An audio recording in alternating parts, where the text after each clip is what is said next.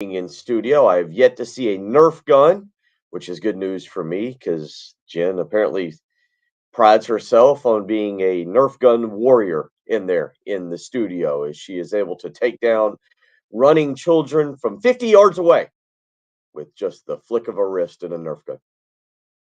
That's a good point. Yeah, well, that's true. He missed. You don't. You don't miss.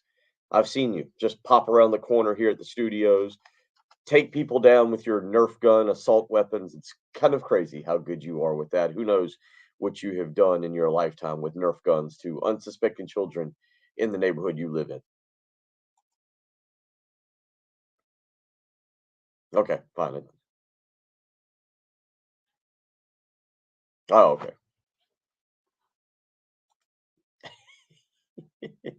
Sorry, heating and air unit.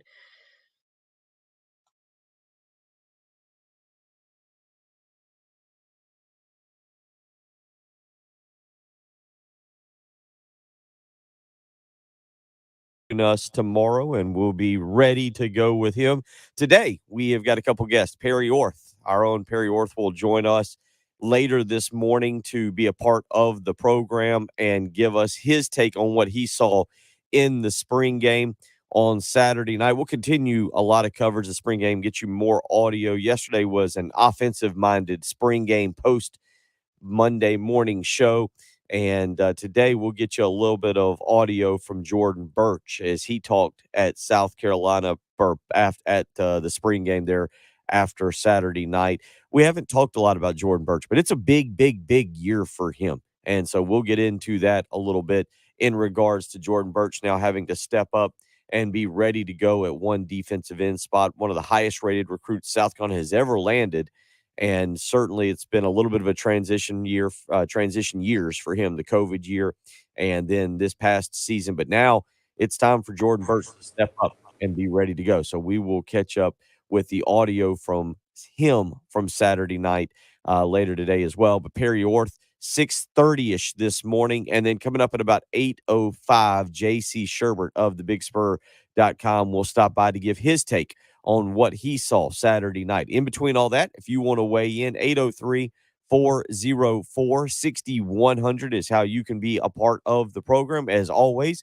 we also have the Buford Lending live stream up and running this morning. Anthony, Carlton, Decor, Jerry, LeVar, DC, all up and at it with us this morning as they get in and let us know how things are going. If you want to do the same, certainly we want to hear from you again. You can join the program, 803-404-6100, how you can be a part of the of the program this morning and join in for the fun. Yeah, I'm sorry. If you want to be a part of the telephone gen, they can do that as well. So we got a lot there that we can get to.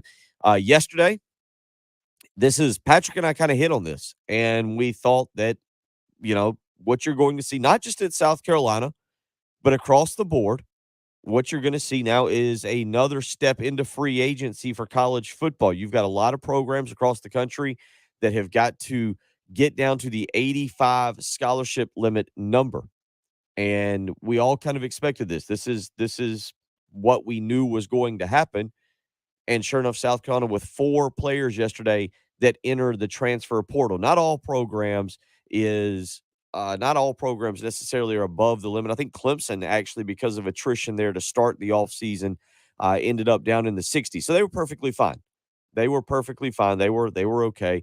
What you did not have is at South Carolina being under the limit. I think South Carolina yesterday started the day at 92 players and 92 scholarship players. But yesterday afternoon, I should say, 4 players entered the transfer portal for South Carolina. And we'll talk about that today because it's kind of interesting to see how many more will enter the transfer portal. I don't want to say who you want to keep. That's unfair to the players and just quite mean, to be quite honest. But you had 4 players enter the transfer portal yesterday. And I think I think we all agree the biggest name was EJ Jenkins, the 6'7", 6'8" wide receiver, tight end, that Patrick and I had talked about just as being a utility piece. How did it exactly work with EJ Jenkins? What was going to be his role on the offense? Because he certainly at times last year showed some ability, showed the ability to be a part of the offense and to be a guy who could make some plays for you. But on this particular team, what exactly was going to be his role? I think it was more of a specialty role, being tall, being a guy who could get down the middle of the field, maybe a matchup problem. But you look at the wide receiving group for South Carolina, and you already see Antoine Wells stepping up. Josh Van is back. We know Austin Stogner is on the way. I think it's going to be interesting to see what role Jaheim Bell plays in all of this. So it was kind of, and you throw in some other names as well. So it was kind of interesting to see where EJ Jenkins was going to fit in as it pertained to South Carolina and what they want to do on offense. But it was certainly not a player that, when we had this discussion yesterday and we've had previously, it was not a guy that I think you wanted to lose. 803-404-6100 if you want to weigh in on this. I think EJ Jenkins was a guy you said, yeah, we want to keep on the roster. I don't know how much action he'll see or what exactly he will be doing, how he'll exactly fit into the situation. You saw Chad Terrell on Saturday night. Now, EJ Jenkins was out of the spring game. He was injured or had issues. They've been kind of vague as to what exactly was the problem. But the bottom line is that he was out. And so, with all that being said, Chad Terrell had stepped in. Chad Terrell has been around South Carolina now for about 15 years and has certainly done some things. Whether they're nice or not, that's up to you. But he's been injured a lot. Chad Terrell stepped in, had a long touchdown catch and run, and certainly looked like a guy who can contribute at that tight end position, along with Austin Stogner and Travion Kenyon. And then if they want to slide Jaheim Bell into that role or where they want to put him. But I thought EJ Jenkins was a guy that you don't necessarily want to lose. And that's the one that hurt the most, I think, yesterday out of all the transfers. Some of the other ones, not really a huge surprise yesterday for South Carolina. Two defensive linemen, Jakeem Green, uh, the the one-time South Carolina commitment under Will Muschamp, who then ended up going to Nebraska and then ended up transferring back to South Carolina. That was a couple of the guys there that you had transferring in. You then who will now be transferring out. You also had yesterday Devontae Davis, another defensive end who elected to transfer out. And so you had two defensive linemen. And then the fourth person was Eric Shaw, who is another guy we never got to see. We never really got to watch enough of and see what he could be. He was playing wide receiver, which I always thought Eric Shaw maybe was a better linebacker, but I'm not out there watching practice. I'm not really sure what exactly he was doing, whether it be as a wide receiver or a tight end or a linebacker. Eric Shaw, who was 6'4", 205 pounds from Alabama, was a four-star recruit in the class of 2020 and was really a very good pickup. South Carolina wanted to hold on to him late and fend off Auburn for him, but Eric Shaw elects to transfer out as well yesterday. And look, again, given that he was at the wide receiver position and you see what South Carolina's been able to do at the wide receiver position, I don't think that was a huge shock. I think everything that kind of occurred yesterday is kind of just what you expected. And look, there's going to be more. As Decor says, good morning. Looks like extra scholarships problem is taking care of itself. This is going to be, you're going to see, I think, 4 or 5 more guys transfer out as South Carolina tries to get down to that 85 scholarship limit number that they're trying to reach. So that was some of the big news for South Carolina yesterday. No baseball tonight. South Carolina will travel up to Rock Hill tomorrow night to take on Winthrop before a 3-game series with Auburn this coming weekend. So that's kind of what we've got going on this morning. Again, if you want to talk about the transfers, you want to get into the EJ Jenkins transfer, which I think was the biggest news yesterday as it pertained to South Carolina and what they were trying to do for the 2022 season and what they want to do offensively, because I think EJ Jenkins could have been a part of the program and helped in some way, shape, or form. And again, whether he was going to be the leading reception, I guess, player. I wouldn't say overall. I was going to say tight end, but what position EJ Jenkins is kind of playing, again, I think was kind of up for debate, whether it was a true wide receiver position or true tight end position or a hybrid of both. Whatever position you want to label him at, whether he was going to be the leading receiver there, Probably not. But again, what role could have he played and how could have he fit into this offense? And maybe as a specialty type of player, Patrick, and again, Patrick will be back with us tomorrow. Patrick had talked about it. EJ Jenkins, he expected to see as more of a goal line, inside the 15, inside the 10-yard line kind of player, what role he would have played for South Carolina in that position and how he could have helped, I think, is the big question this morning. But he moves on, and South Carolina will move on as well. 803-404-6100. Again, how you can be a part of the program. Just a couple other things to get you updated on last night. NBA, Philadelphia, wallops Toronto 112-97. They take a 2-game lead there. Dallas, a 6-point victory over Utah. They are tied 1-1 in that series, and Golden State thumps Denver by 20, 126-106. They take a 2-0 lead in that series, and Freddie Freeman homering in his first at-bat against the Atlanta Braves last night. So, Braves fans, you probably a little nostalgia last night watching Freddie Freeman come up. Matt Olson has been fantastic, though.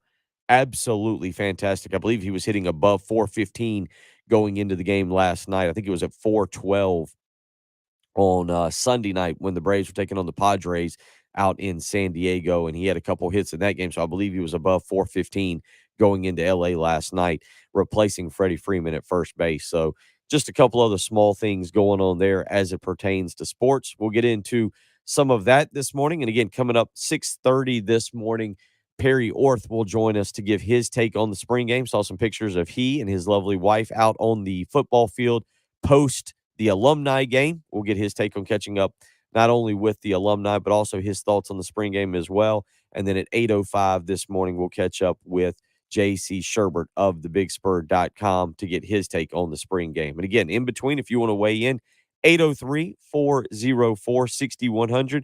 We'll take a break. We'll come back. We'll get some of that Jordan Burch audio. We'll talk a little defense. We've talked a lot of offense here over the last couple days as it pertains to Spencer Rattler, and you just heard the discussion about EJ Jenkins a little bit, but also the wide receivers. We'll let you listen to a little bit of Jordan Burch when we come back. You're listening to the early game on 107.5 The Game. The Extra Point with Pearson, Preston, and Gamecock Central. 9 a.m. to noon on your home of the Gamecocks. 107.5 The Game. 107.5 The Game traffic from the Shepherd's Glass Traffic Center. Shepherd's Glass, a true reflection of quality. shepherdsglass.com. We have a better start to your morning commute than we did yesterday. It looks like no accidents out there right now, no major slowdowns. So that's a great way to start your Tuesday morning. Your forecast for today, going to be a little bit cooler, sunny and chilly, 66 for the high, overnight low of 40. And can you believe it? In some areas, you could see a little bit of frost. Tomorrow's high 72, 77 for Thursday. Right now, though, it's chilly, 46 at 107.5 The Game. This is Boomer Esiason with the CBS Sports Minute. San Francisco's Deebo Samuel, Tennessee's A.J. Brown, and Washington's Terry McLaurin all appear willing to sit out team programs in order to get in on the new DEPA wide receiver bonanza. While the trio averages under $2 million per year, Tyreek Hill is now getting $30 million a year from Miami, and Buffalo's Stephon Diggs, $26 million annually. Yeah, Jan Olsen was 3 for 4 last night. I definitely did not stay up for the 10-10 first pitch time there in LA. I wasn't going to make that one. It was a busy weekend, and we got a busy week ahead of us, and staying up that late was not the goal. Online at CordellCordell.com. 1201 Main Street, Suite 840, Columbia, South Carolina, 29201. Joseph Cordell, licensed in Missouri and Illinois. She became overweight, stinky, several vertebrae. Yeah, as Jen said, cold out there this morning, so I had to go with the hot coffee as opposed to the iced coffee. There legitimately could be frost. It'll be hot before you know it. We're trying to hold out. I'm ready to come in here in shorts and a t-shirt instead of pullovers and scarves. Sponsored by Midland Air Service Experts. Water heater worms? There's an expert. Let's see here. Let your local experts at Midland Air Service Experts order free hot water as low as $28.99 plus tax a month. Call 866 experts. See website for license.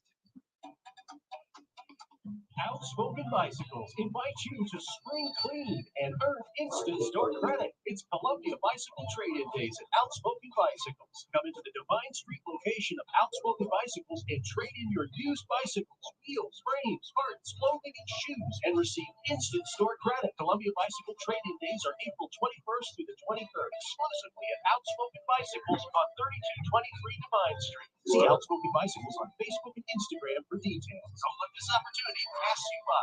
Another prescription, another surgery. Here we go again. But the joint pain is still here. The definition of insanity is doing the same thing over and over and over, expecting a different result. Try something new that could lead you to a better life. Football champion Emmett Smith's talking about QC Kinetics, all natural, non-invasive alternatives to surgery and harmful pain medications. I've tried to avoid as many of those things as possible. But I did not want to get hooked on pain meds. I didn't want those things to hamper my life. Patients across the country are saying no to pain meds and discovering QC Kinetics all-natural, biologic, long-lasting solutions to pain relief. Regenerative treatments that help your body restore damaged tissue and get rid of the pain. The natural biologics that QC Kinetics is providing gives your body a chance to naturally heal itself. End the cycle of pain meds and avoid surgery. Call QC Kinetics, 803-281-6860. That's 803-281-6860. QC Kinetics, 803-281-6860. Don't let the mess of April showers keep you from maintaining a clean home. Call the pros at Zero Res. Right now, mention me, Bill Gunner, at 1075 The Game, and you'll get 3 rooms of carpet clean for $109 plus a free hallway. Book online at ZeroResColumbia.com. At the Samuels Reynolds Law Firm, we've seen how terrible accidents turn lives upside down, and we're proud to be the lawyers our clients depend on during their toughest moments. I'm Jason Reynolds. Call me when your family is faced with any serious injury or death. And I'm Steven Sanders. When you're hurt at work, I go to work giving you the medical treatment and workers' compensation you depend on. We have the experience and passion you need when you need it most. Samuels Reynolds. True injuries, true lawyers. 779-4000. We keep the clutter out of your gutter. Call on the gutter man. The Gutterman offers a variety of guards for your gutter. Protect your biggest investment. Call the guys in the powder blue trucks. Locally owned and operated for 46 years. Call 791-7147. That's 791-7147. We keep the clutter out of your gutter. Call on the gutter man. Broadcasting live from the Herndon Chevrolet Studios. This is 1075. No coffee creamer, so I just stopped by Dunkin' Shop online today and see why Herndon Chevrolet makes you smile. Realtors abide by a code of ethics. This is Article 9 in action. Beth, a first-time homebuyer, knew nothing about the home buying process. Yeah, I mean, we can go back to... The realtor had the expertise to make sure Beth understood every document, even giving her copies to review with her lawyer so Beth could close on the first home documents. Complicated things explained in simple terms. Realtor is real. Realtors are members of the National Association of Realtors. That's who we are. Carrie, can you make sure Ada's cleaned up? Restaurant Week has Sanjay's tables jam-packed. Can somebody please refill the... He needs more servers to keep these new customers coming back. Let's keep these tables turning as fast as possible, okay? Gonna need to hustle. Indeed can help him hire great people fast. I need Indeed. Indeed you do. Our hiring platform instantly connects you with quality candidates whose resumes on Indeed match your job description. Visit Indeed.com/credit and get $75 towards your first sponsored job. Terms and conditions apply. Since 1964, Gateway Supply has been the Midland's All right, this is the last spot. HVAC supply, and now, of course, they are statewide with more than 15 locations all across South Carolina. Their showrooms are filled with bath and kitchen fixtures from classic to modern styles. Now, tap and touchless faucets. You can even talk to your kitchen sink. See them at Hamrick Street near the Fairgrounds in Williams-Brice or Highway 6 and Whiteford Way in Lexington. Design services, expert advice for customers and contractors alike. Visit them online at gatewaysupply.net. What we're talking about on 1075 The Game. Sponsored by Love Chevrolet.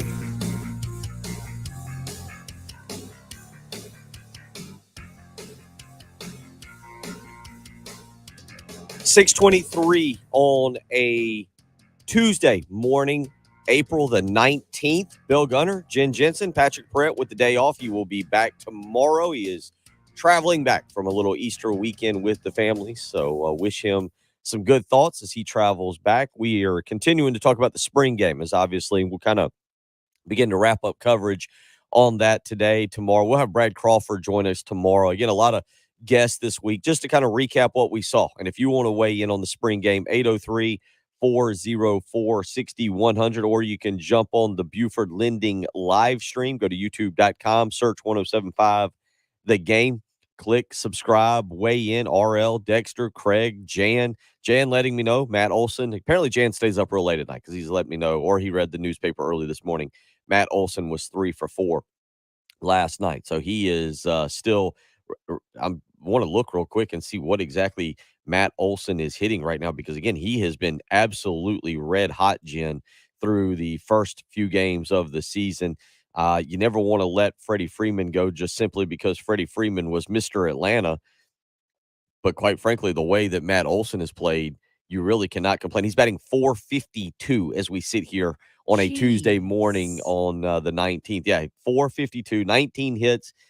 His own base percentage is .566. So far, it looks like a pretty good decision there. Can't really complain about that. No kidding. Yeah, I don't think Braves fans can complain too much. I can't talk. That's okay. Sorry. Yeah, It's only radio. It's only radio. Yeah, 42 at-bats, 19 hits.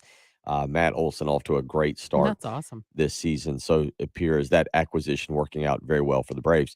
Talking, though, a lot about South Carolina spring game and what kind of transpired. And we talked yesterday a lot about the offense and Spencer Rattler for obvious reasons. And we talked a lot about the wide receiving room and the running backs, everything there as it pertains. Again, a lot of offensive discussion. Matthew from Landrum saying, I think EJ Jenkins just looked too stiff most of the time. Didn't seem that athletic, was just big. And I don't think he developed into that great of a blocker with his transition to tight end, or it could have been he didn't want to play that role. With cornerbacks now, they are bigger and more athletic, and he just couldn't get open. I don't see it as much as a loss other than his hype coming in.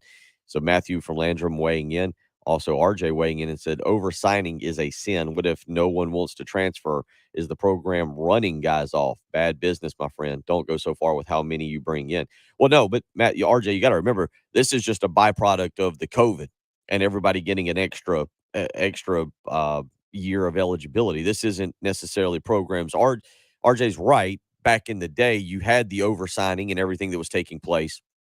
What's happening, and it's not just happening at South Carolina. What happened yesterday with 4 players transferring out at South Carolina is going to happen across the country, as a lot of programs are not at the 85-person limit because of the COVID year. And the NCAA has basically stepped in and be like, all right, look, you got to get back to 85. Everybody, that's our number. That's where you got to be at, 85 scholarship players. So there are a lot of players, not just at South Carolina, but across the board in college athletics and college football, who right now are going to either have to go to a walk-on status or are going to have to transfer somewhere, and you can kind of do the math on that. I'm not sure there are spots in college football, especially at the FBS level, enough spots for all the people who are going to have to enter the transfer portal. It's going to actually be very interesting. It's going to be a level of free agency unlike anything we've really seen, I guess, although maybe most of the transfers have already happened, but because these players are going to be, as RJ says, yeah, the programs are going to have to be pushing guys out or tell them you become a walk-on. You don't have a scholarship here. So it'll be interesting to see over the next few weeks how it plays out, not just at South Carolina, but across the board as players now try to find a new home, if indeed they are kind of asked to either go on walk-on status or to transfer out. We'll see how that all plays out. So again, a lot of discussion there, a lot of discussion as it pertains to the offense. We're going to let you listen to a little bit of defense. Jordan Burch, this is a big, big, big season for Jordan Burch. I don't think I can underhype just how big it is for the former 5-star recruit who came in with such high expectations. He is finally going to be in the starting lineup. He spoke after the spring game on Saturday night. Here is what Jordan Burch had to say. Now, just how different did this spring feel from last spring, and how do you think how much do you think you've improved? This spring was it was a lot different for me. I feel like this is probably the best football I've played since I've been here. Working on a lot of different moves, and just understanding the plays a little bit better. But yeah, this probably have been like the best like football I've played since I've been here.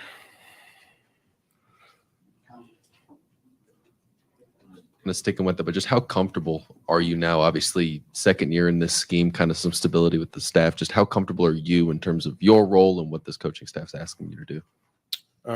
Since they came in last year, brand new, putting in new installs and stuff, and I've been like behind a couple of seniors last year. I feel like right now everything's flowing. I understand everything a little bit better. I don't ask as many questions anymore because I really have everything now, I feel like.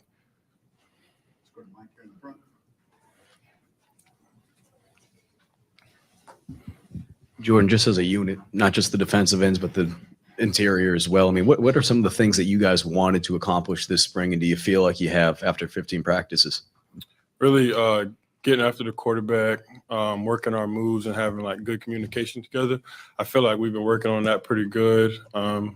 Zach Pickens, Boogie, all my guys up front, you can talk to them. We can like make calls for ourselves, because the communication is so good right now.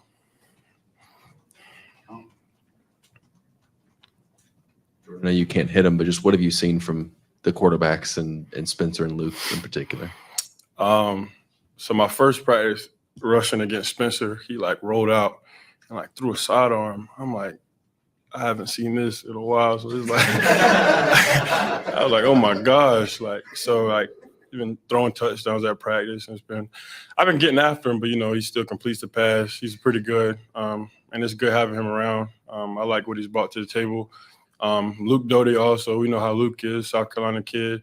Luke's always been that go-getter, plays hard, love playing with him.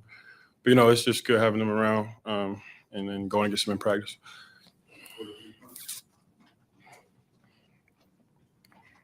Two for you, Jordan. And kind of as a follow-up to that, how can having a guy like Spencer on your team, how can it help you guys as defensive end, as edge rushers, sort of improve your game by trying to track down a guy like that in practice? Well, getting off the edge and knowing that the quarterback's going to step up and complete a pass if you don't hurry up and do a pass rush move or, get your hands in the passing lane, that's something that's pretty good having him around. He's changed a lot. You got to, take a different approach when going against him and the offensive line.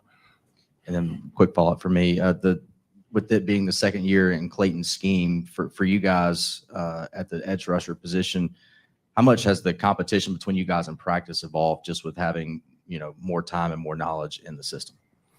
It's evolved a lot. Since like you said, for 2 years, I feel like we've grasped everything pretty well. He helps us a lot, but we've grasped everything pretty well. And at the D-line position, really we try to communicate where we don't have to we don't have to say too much. We just go ahead and just play, don't think too much about it. So that's really what we do. Coach Beamer's talked about how much he just enjoys coaching this team. How much does he talk about that with you guys and expressing that type of thing to you? Yeah, he talks about it all the time. Like when he came in last year, he told us that he's going to gain our trust. He's been showing us that throughout the year. And this spring, it's been a lot. Like he's been right there with us. Like you make a play, you turn around, Coach Beamer's right there dapping you up. So it's like everything he's been saying so far has been really put in place, and we enjoy having him around. And going into the offseason, what for you individually, and these are probably things you might talk about with the coaches here in the next couple weeks or so, but what do you hope to kind of accomplish, and what's sort of your goals for the offseason program? For offseason, I'm probably going to lose a couple more pounds, work on my speed, hands, quickness, and then, I'll study the plays, get in the playbook a lot, and then have that embedded in my mind for the season. Again, that's Jordan Birch from Saturday night. And that's a look at, we've talked a lot really over the last several days as we've gotten more in depth on the spring game about the offense. And again, because of Spencer Rattler and because of the improvement needed to be made on that side of the ball. But defensively, South Carolina has got to take a step forward as well. And you lose J.J. Enagbare, Jabari Ellis, certainly those two guys on your defensive line and at the end spot, that's going to hurt. but it's time for Jordan Birch to step up. It's time for him to be or to live up to the hype that he was as a 5-star recruit. And he's going to team up with Jordan Strawn. They're going to have Terrell Dawkins, who I thought looked pretty good on Saturday night, as another guy at those edge positions.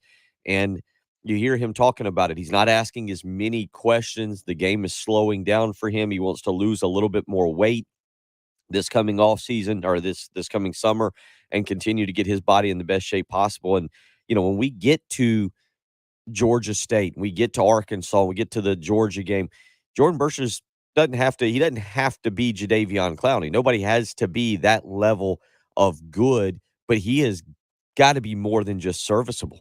He's got to be a bit of a difference maker on that defensive line. That's what you have to be when you're rated that kind of recruit that he was coming to South Carolina. And certainly, again, it's understandable playing behind the 8 ball a little bit as far as development with COVID, and last year being more of your first true year. He's now been on campus for 2 spring practices. This is going to be a lot for him to now step into that role. And it comes with the territory of being a top 10 player nationally. And so interesting to hear what he had to say on Saturday night after the spring game. Had a few nice plays out there. But again, he's going to have to take his game to another level, not just rushing the passer, by the way. Not just creating havoc in the backfield in terms of a pass rush. He's got to be able to stop the run. South Carolina last year, the one thing that we kind of forget about South Carolina's defense, which was improved, which was better, but one thing we kind of tend to forget about is that South Carolina really struggled stopping the run. You go back, and even in the game against Auburn, Tank Bigsby's kind of having his way. It's just Mike Bobo decides, you know what? I know we can run the ball. I think we want to throw it on these guys. And that really ended up costing Auburn. You go back to the Missouri game in South Carolina, not really being able to stop the run in that game being a big part of the loss. So what Jordan Birch had to say, pretty interesting there. 803-404-6100. You can be a part of the program this morning. Jim, our buddy Jim Corley in Carolina Beach, asking how many Clemson players have gone into the portal. 11. I went back and looked it up. 11 Tigers have been in the portal. And that's one of the reasons Clemson lost a lot of guys and went well below the scholarship level. South Carolina has lost guys in recent weeks, and you'll see South Carolina lose more in the next couple of weeks to get below that 85 number. It has nothing to do with oversigning. People need to understand that. This isn't you signed too many guys.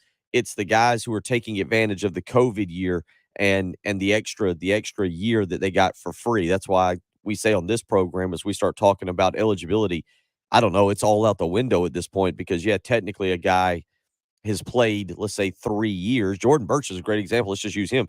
Technically, he is a sophomore. Jordan Birch is only Luke Doty is only a sophomore. If you look at the NCAA rules, they still have their COVID year. It's just now the NCAA is telling colleges in football, hey, you got to be at the 85 limit there. And that's kind of how it goes. We'll catch up with Perry Orth. We'll get his thoughts on what he saw from the spring game on Saturday night. You're listening to Bill Gunner and Jen Jensen. It's the early game on 107.5 The Game. The Halftime Show with Jay, Terry, and Tommy. Noon to 3. On your home of the Gamecocks. 107.5 The Game. 107.5 The Game traffic from the Shepherd's Glass Traffic Center. Shepherd's Glass, a true reflection of quality. shepherdsglass.com. No accidents to report at this time. Do have a report of a disabled vehicle, I-77 northbound there at Blythewood Road, but shouldn't really be causing any kind of a slowdown. And a chillier forecast on tap today, 66 for the high, but it will be sunny, but then a high tomorrow of 72. But we could actually see some frost in the overnight hours. Right now, it's 46 at 107.5 The Game. Sponsored by South Carolina Education Lottery. The Mega Millions jackpot for Tuesday is $20 million. Be sure to stop by your local South Carolina Education Lottery retailer and get your ticket today. See SCEducationLottery.com for jackpot odds in a store near you. Outspoken Bicycles invites you to spring clean and earn instant store credit. It's Columbia Bicycle Trade-In Days at Outspoken Bicycles. Come into the Divine Street location of Outspoken Bicycles and trade in your used bicycles, wheels, frames, parts, clothing, and shoes, and receive instant store credit. Columbia Bicycle Trade-In Days are April 21st through the 23rd, exclusively at Outspoken Bicycles on 3223 Divine Street. See Outspoken Bicycles on Facebook and Instagram for details. Don't let this opportunity pass you by. Hardee's presents your Wake Up and Win Bite. 2 sizzling sausage patties, win. Melty cheese and a freshly cracked fried egg, double win. All on a made-from-scratch biscuit, win again. The new Ultimate Sausage Biscuit is so hearty and delicious, you'll start your day on a winning streak. Bite into the new Ultimate Sausage Biscuit from Hardee's and order on the Hardee's app to earn double the stars on any purchase. Feed your happy. Available for a limited time at participating restaurants during regular breakfast hours. Price and participation may vary. My Rewards members earn double stars through the app for a limited time. See app for details. Hey, it's Terry Ford from 107.5 The Game, hanging out with our buddy Adam Vance from Sound and Images. Adam, everybody knows about the events that you folks do over at SNI, but there's a lot more to Sound and Images. Please explain.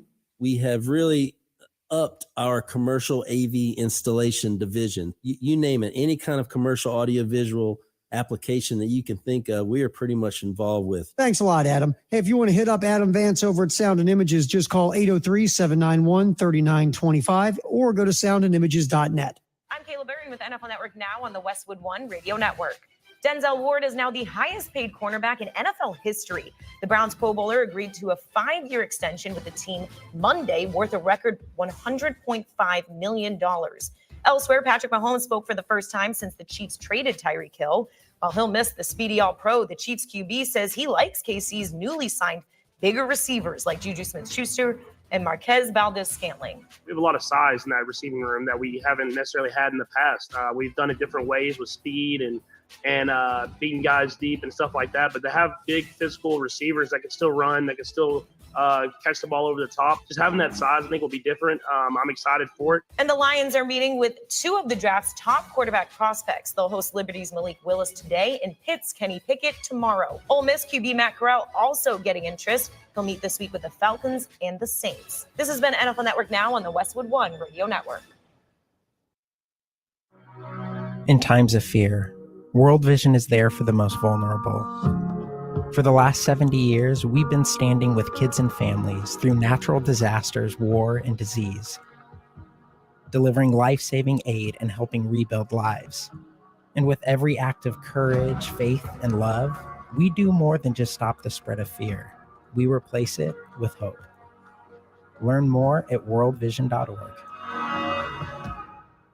If you work remote, Staples has you covered. A mid-mod desk chair to rejuvenate my ho-hum workspace. Staples has you covered. A gaming chair for a serious competitor. A super stylish desk that will save me space and money. Staples has you covered with remote workspace products and design tips curated by Jasmine Roth and Staples Work From Home Style Squad. Now save up to $100 on select chairs. Explore solutions for your remote workspace at Staples, the working and learning store. Ends 4/30. Limit 2 in-store only. Is that a little red right there? Hey, we'll be right with you. For Bianca's flower shop, spring orders and Mother's Day are a tricky arrangement. Hey, can I get help repotting this fiddle leaf? She needs to put the pedal to the metal and find more florists. We're running low on daisies. How does that even happen? Indeed can help her hire great people fast. I need Indeed. Indeed you do. Our hiring platform instantly connects you with quality candidates whose resumes on Indeed match your job description. Visit Indeed.com/credit and get $75 towards your first sponsored job. Terms and conditions apply. Straight Talk Wireless now has the new iPhone 13 with cinematic mode, which lets you focus on what matters. And with Straight Talk, you can focus on getting the best deal. Our Silver Unlimited plan is just $45 a month for unlimited talk, text, and data. And it runs on the largest, most dependable networks, now with nationwide 5G. With the iPhone 13 on Straight Talk, you can share whatever you want, wherever you want. Straight Talk Wireless. 5G capable device required. Actual availability, coverage, and speed may vary. See terms and conditions at straighttalk.com. Broadcasting live from the Herndon Chevrolet Studios. This is 107.5 The Game. Stop by or shop online today and see why Herndon Chevrolet makes you smile. The early game with Bill Gunter, Patrick Perez, and Jen Jensen on your home of the Gamecocks. 107.5 The Game.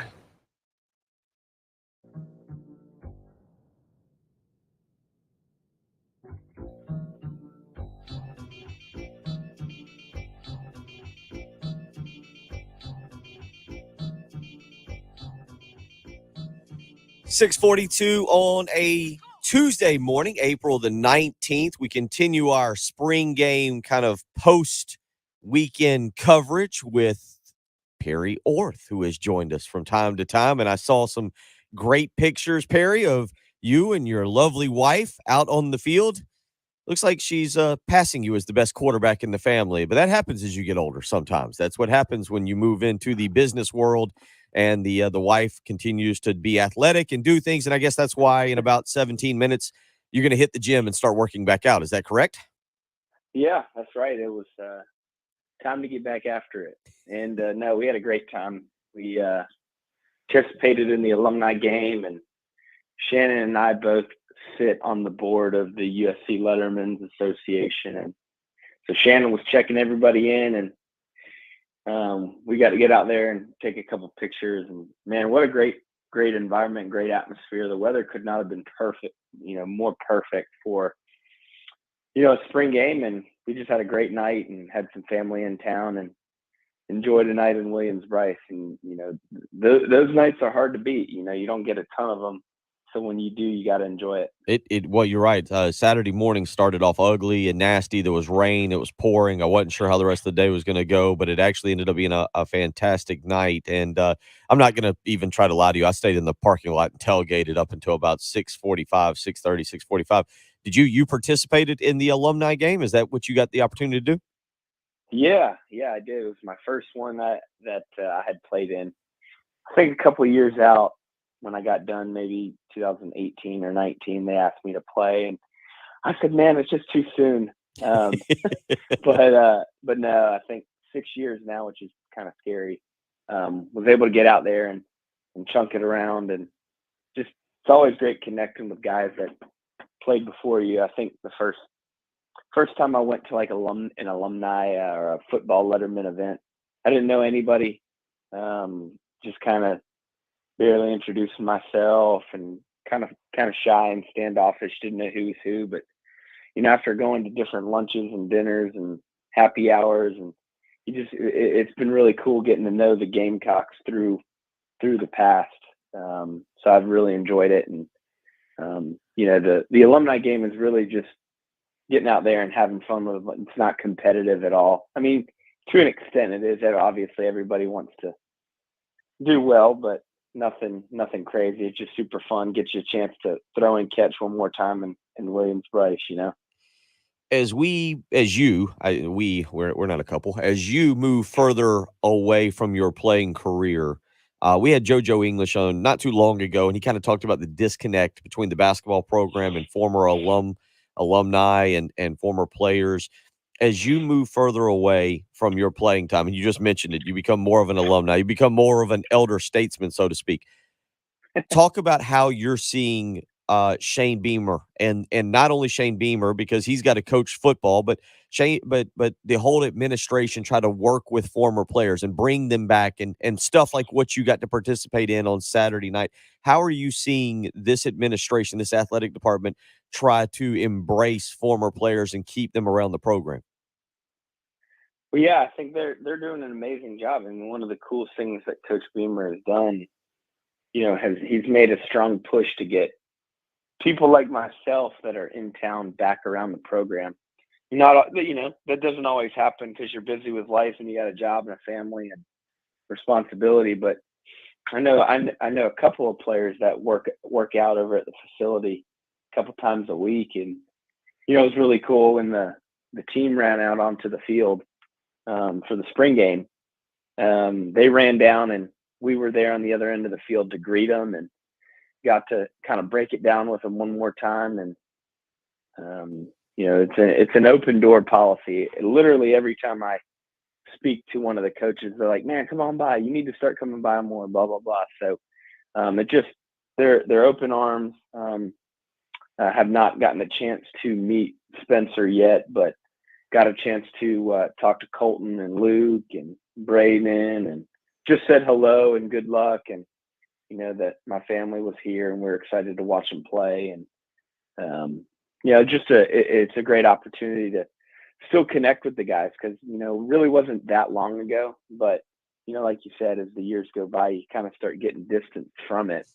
And so you definitely want to be, you don't want to be in the weeds. Like I'm not going to go in and sit in meetings and learn what the game plan is for each Saturday, but I do want to know the kids personally, to where if they ever need anything or if they decide to stay in Columbia when they graduate, I can be a resource for him. He's Perry Orth, who joins us from time to time, especially during football season, to break things down. And now that it's over, now that spring practice is over, and you look ahead to the season, what were some of the things, whether you got a chance, I guess I haven't asked you if you got a chance to attend other practices. Again, you're a busy man now, but some things you took away from South Carolina this spring, and I guess more importantly, offensively, as they try to get away from what we saw last year and move toward a more cohesive and more aggressive unit. Well, yeah, I think the first and foremost, the guys look physically impressive. I mean, the strength staff is doing an amazing job. They look darn good out there. I mean, those are some big boys. I don't know if it's because I've been distanced and haven't been out there recently, or they really are looking bigger and stronger. They look phenomenal. But I think that I like what we're trying to do. I think we've got some more playmakers now this year. I think Marshawn Lloyd getting healthy again. And, anytime you add a guy like Spencer Rattler to the lineup at QB, it's going to help. I was impressed with Luke, too. Luke threw the ball well. He looked really confident out there. And to have him as, what it seems like he'll be the number 2, to have him as the number 2 guy. So if something goes wrong or Spencer gets hurt, to have, Luke Doty be your backup and your QB in the wing. I mean, that's a pretty good little deal right there. So, defensively, our pass defense is one of the best in the country, and I don't expect us to drop off more. I've heard Cam Smith has taken the next step to be one of the elite corners in the SEC, and so I'm really, really excited for him and to see his development and see kind of our team take that next step. We won 7 games last year, 6 in the regular season, and I don't know what that looks like when it comes to wins and losses, but I think taking that next step forward as a program is something that we're all excited to see. But I fully expect them to do that. I mean, you're not gonna, to see what Coach Beamer has done in the last 15 months of a program. I mean, I haven't been a part of a spring game here that had that kind of environment, and I've been coming to spring games here since 2011. So it was a pretty remarkable afternoon. I'm sure I've asked you about this, but let's kind of go back on what you just talked about as it pertains to Luke Doty, because if everything goes well, Perry, Spencer Rattler is off to the NFL next season, and South Carolina is looking for their starting quarterback again. How important is it for Luke Doty, who's been through a lot in terms of his development at the University of South Carolina with the COVID year, only getting a limited spring practice and then being kind of moved to wide receiver under Muschamp and bouncing back and forth? He'll get to watch this year. Hopefully he'll be healthy and he'll get the practices. But how important is that for young quarterbacks to not be thrown into the fire and for him to be able to sit for a year and watch on the sideline as opposed to having to prepare to go out and play each and every week? Yeah, I mean, I think it's going to be huge. I think that the development of the quarterback, I mean, golly, I've talked about it a billion times on here with you.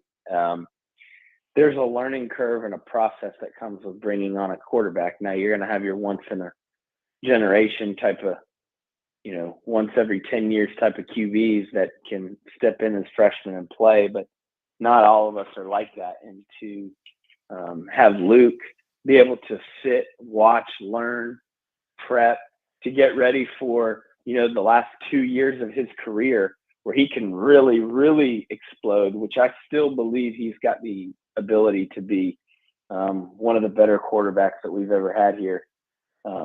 So I think having an extra year to watch and learn and sit behind Spencer and, copy what he does well, try to avoid the things that he doesn't do as well or work on the things that he doesn't do as well. And then continue to be the great teammate and locker room guy that he already is.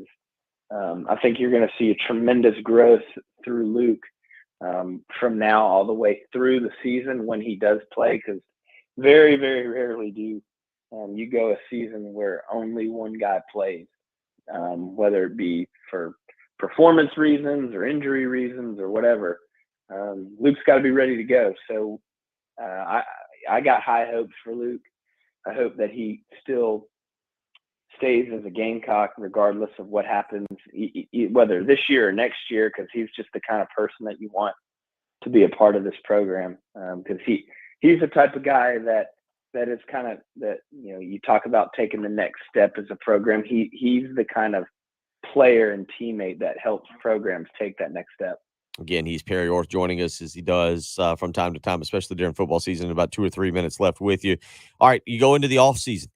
As you see it now for this program to take a step forward, to win 7 regular season games and then give themselves a chance to win an 8th bowl game, biggest things you take away from what you've seen, biggest strides, whether it's at the quarterback, whether it's the offensive line continuing to develop, what needs to happen over the next 4 months as this team gets ready for the 2022 season? Well, yeah, I think it's got to be the passing game. I think, and when I say passing game, it's got to be the guys out wide. I think we kind of had a roller coaster and a roulette of receivers last fall, and we never really had I guess Josh Vann was kind of that guy, but it's tough to have the one trick pony. But I think if you look at the lineup we have, we've got Vann coming back, we've got the kid from James Madison, and then I have been told that Xavier Legette was probably the MVP of the spring overall.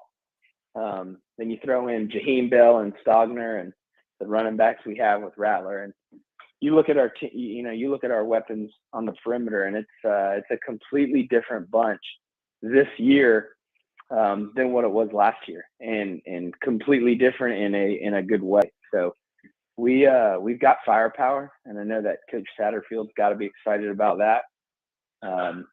So he'll be able to do more, and if we want to take the next step offensively, we've got to stretch the field a little bit more than we did last year. And I think now we have the weapons to do that.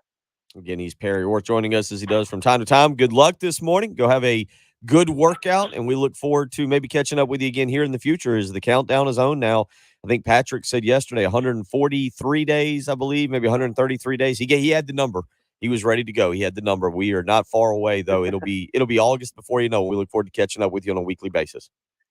Thanks, brother. Take care. Perry Orth, as he does from time to time, joining us and becoming an older statesman there now as the alumni. But certainly we are always thrilled to have him as part of our program. 803-404-6100. Next hour, we'll get a little bit more into the defensive side of things and how you see them. JB weighing in on the text line where you can do so, 803-404-6100. And he says, just having a linebacking unit that is healthy will help tremendously on run stopping. So we'll get more into the defense, certainly, as, again, we've talked a lot of offense and catching up with Perry there as it pertains to the offense and the quarterback situation and the wide receivers. But we'll look more toward the defense. We'll get you some more of that Jordan Birch audio. It's not very long. We've already played it once, but if you're just tuning in, we'll play it again in the next hour and make sure you hear that. So a lot to get to this morning as we roll along a Tuesday morning, April the 19th, 6:56 the time. Hope you are up and at 'em. It's going to be chillier today. Mid-60s is the expected weather forecast. So we head into the football offseason on a good note, though. It should be a very pretty day as opposed to yesterday morning. A lot to get to. Coming up at 8:05 this morning, JC Shurburtt will stop by. We'll get another big picture look at what's going on with South Carolina football as they exit spring practice. We'll talk a little NFL as well. Deebo Samuel in the news yesterday. Not really the way you want to get in the news, but we'll talk about that. So a lot to get into this morning. You're listening to Bill Gunner, Jen Jensen. Patrick Perrett has the day off. It's the early game on 107.5 The Game.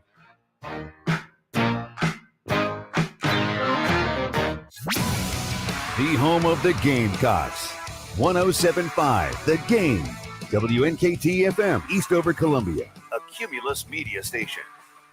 Outspoken Bicycles invites you to spring clean and earn instant store credit. It's Columbia Bicycle Trade-In Days at Outspoken Bicycles. Come into the Divine Street location of Outspoken Bicycles and trade in your used bicycles, wheels, frames, parts, clothing, and shoes and receive instant store credit. Columbia Bicycle Trade-In Days are April 21st through the 23rd, exclusively at Outspoken Bicycles on 3223 Divine Street. See Outspoken Bicycles on Facebook and Instagram for details. Don't let this opportunity pass you by. When it's more than just your lawn, it deserves the Kubota Z400. Get a head-turning offer on class-leading speed, agility, simple deck height adjustments, and a quality cut. When you need comfort and performance, then you need the professional-grade Kubota Z400. Right now, get the Kubota Z400 mower for 0 down, 0% APR for 36 months, or save $300. Now through June 30th. See us or go to KubotaUSA.com for full disclaimer. Stop by Pioneer Farm Equipment in Orangeburg, 1 mile off I-26 exit 154B, or at pioneerfarmsc.com. Schroeder's Towing knows that as a business owner, the last thing you want is to have your customers go somewhere else because they couldn't find a convenient place to park due to the fact that some inconsiderate who isn't your customer decided to park in one of your spots. Schroeder's offers free signage to deter unwanted parking, and once they see that toted owner's expense verbiage on that sign, it's like kryptonite to Superman. Call Schroeder's at 772-7930 or visit schroederstowing.com. right there, man. Towing, the best and fastest hookers in town. Hardee's presents your Wake Up and Win Bite. 2 sizzling sausage patties, So you can win. do- Melty if cheese you and wanna a do freshly it, cracked coming fried back egg, double in. win. All on a made-from-scratch biscuit, win again. The new Ultimate Sausage Biscuit is so hearty and delicious, you'll start your day on a winning streak. Bite into the new Ultimate Sausage Biscuit from Hardee's and order on the Hardee's app to earn double the stars on any purchase. Feed you're happy. 40.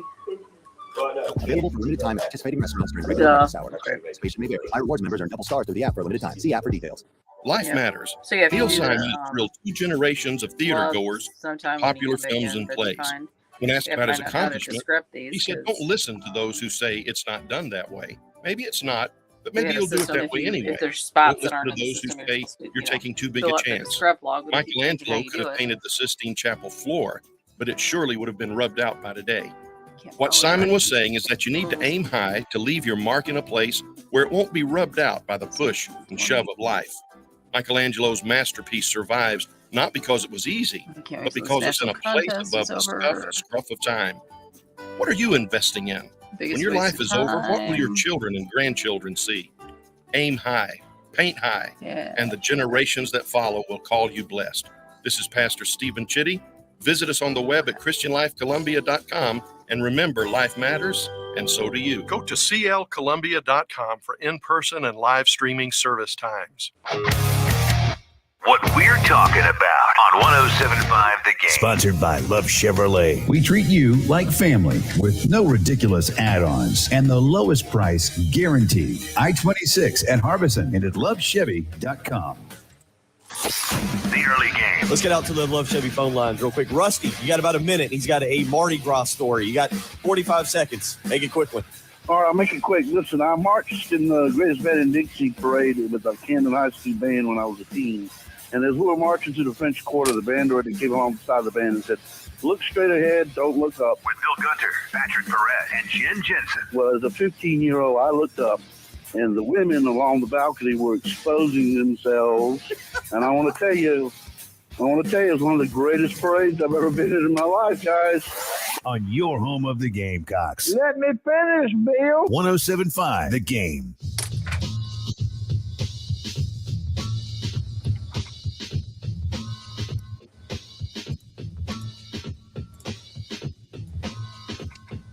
$7:01 on a Tuesday morning, April the 19th. It's the early game. Bill Gunner, Jen Jensen, Patrick Pratt taking the day off. He will be back tomorrow morning, and I'm sure he will want to weigh in on what I just kind of teased there as we were coming to break. Deebo Samuel in the news yesterday, and we'll get to that in coming up here in just a few minutes.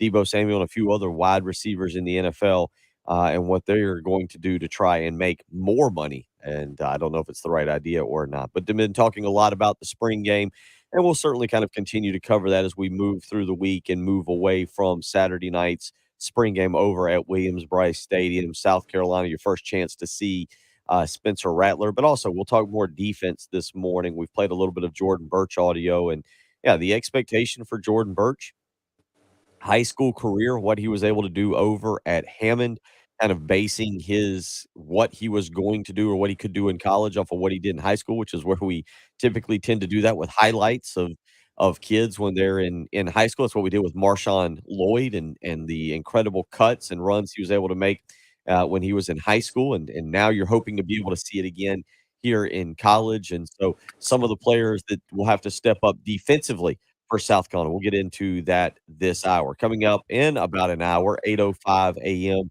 this morning, we'll catch up with JC Shurburtt of thebigspur.com to get his take on the spring game. And again, the next steps for South Carolina as we go toward the 2022 season. And there's a lot of momentum with this program right now. There is a lot of momentum with South Carolina. Can they keep it up? Can they take a step forward? Can they get to 7 regular season victories and then give themselves a chance for 8 by winning a bowl game? Or could it be more? We certainly do not want to take that step backwards, not with all the momentum that South Carolina has been able to build, especially really in the month of November, where they were able to beat Auburn and Florida, the month of December, where they land Spencer Rattler and Austin Stogner and a few other transfers, and then finish out the month of December with a bowl blowout victory over North Carolina, and now what's kind of transpired over the first 4 months of 2022, where you're able to build a little bit of momentum. So South Carolina, we'll get into that this hour defensively and let you re-listen to that Jordan Birch audio. It's not very long at all. It's only about 5 minutes, but where he talks about development and where he's at in his career as he enters year number 3. If you want to weigh in, 803-404-6100, how you can be a part of the program this morning. You can also join us via the Buford Lending live stream, where a couple of you are asking about Deebo Samuel and the news yesterday coming out. The Deebo Samuel, A.J. Brown with the Tennessee Titans and Terry McLaurin of the Washington Commanders are electing to sit out the workouts, the off-season workout programs that each of their respective teams will start. It was the Titans and the Commanders yesterday that got their workouts going. The 49ers will do it today. And basically, these 3 wide receivers, in an effort to make more money, have decided they will not participate in any on-field work during their respective teams' off-season program.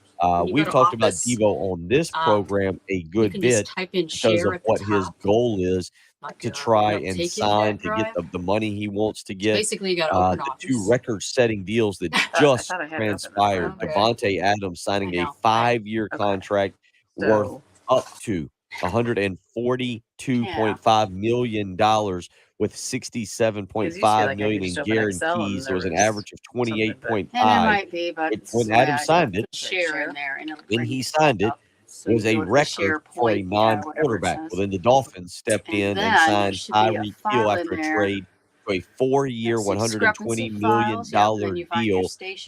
Hill is expected to make $30 million annually and $72.2 million guaranteed. Also got a nice $52.535 million signing bonus. I think we'd all use that in our pocket. There has been some other wide receivers this offseason who have signed some mega deals. Tampa Bay signing Chris Godwin to a 3-year, $60 million deal. Former Clemson standout Mike Williams with the the Los Angeles Chargers, 3 years, $60 million. Former Texas A&M standout Christian Kirk signing with the Jaguars for a 4-year, $72 million deal. And Stephon Diggs with the Bills, 4 years, $104 million. It's interesting because Deebo Samuel, who is the one we'll kind of focus in on this, certainly had the monster year for the 49ers. But it wasn't just at the wide receiver position, although he finished 5th in the league with just over 1,400 yards receiving and called 6 touchdowns. But Deebo's, we talked about Jaheim Bell. We talked about Juju McDowell for South Carolina being Swiss Army knives, utility players. You can line them up and do so many things with them. Deebo also had 8 rushing touchdowns last year. It was a single season record for a wide receiver. And so with all that in mind, you've got basically Deebo Samuel out there being able to really be utilized in different ways. And I think the question is, can Deebo Samuel go to another organization? Can he go to another organization and be able to fit in just as well? Patrick, when he's joined us, has talked about how he's a great fit for San Francisco and what Kyle Shanahan wants to do. What other organizations, what other offensive-minded coaches or offensive coordinators utilize Deebo Samuel in the exact same way that he is utilized with the 49ers. And so it makes you wonder how much he is worth. Patrick, again, and we'll talk about this with Patrick Perrett tomorrow morning when he's back, But Patrick has kind of stated, he doesn't know if Debo's worth that much, that if Debo can get $20 million, he should take it and be thrilled with it. And that's incredible money. It's excellent money. If you can get a 4-year deal for, let's say $100 million with 60 of it guaranteed, and it looks like that'd be $25 million or something like that. Yeah, you jump at it. Or 4 years, 80 million, whatever you can be between 20 and 25 million. It might be unrealistic for Debo Samuel to expect to make close to $30 million. That would seem a little out of his price range, but who knows? Maybe another organization out there is willing to do it. It's going to be interesting because the NFL offseason programs are voluntary, and players who don't attend are not subject to any fines or penalties. But Samuel would forego. He would give up a $50,000 workout bonus. You see how they did that there? You don't get fined if you don't show up for the voluntary offseason programs.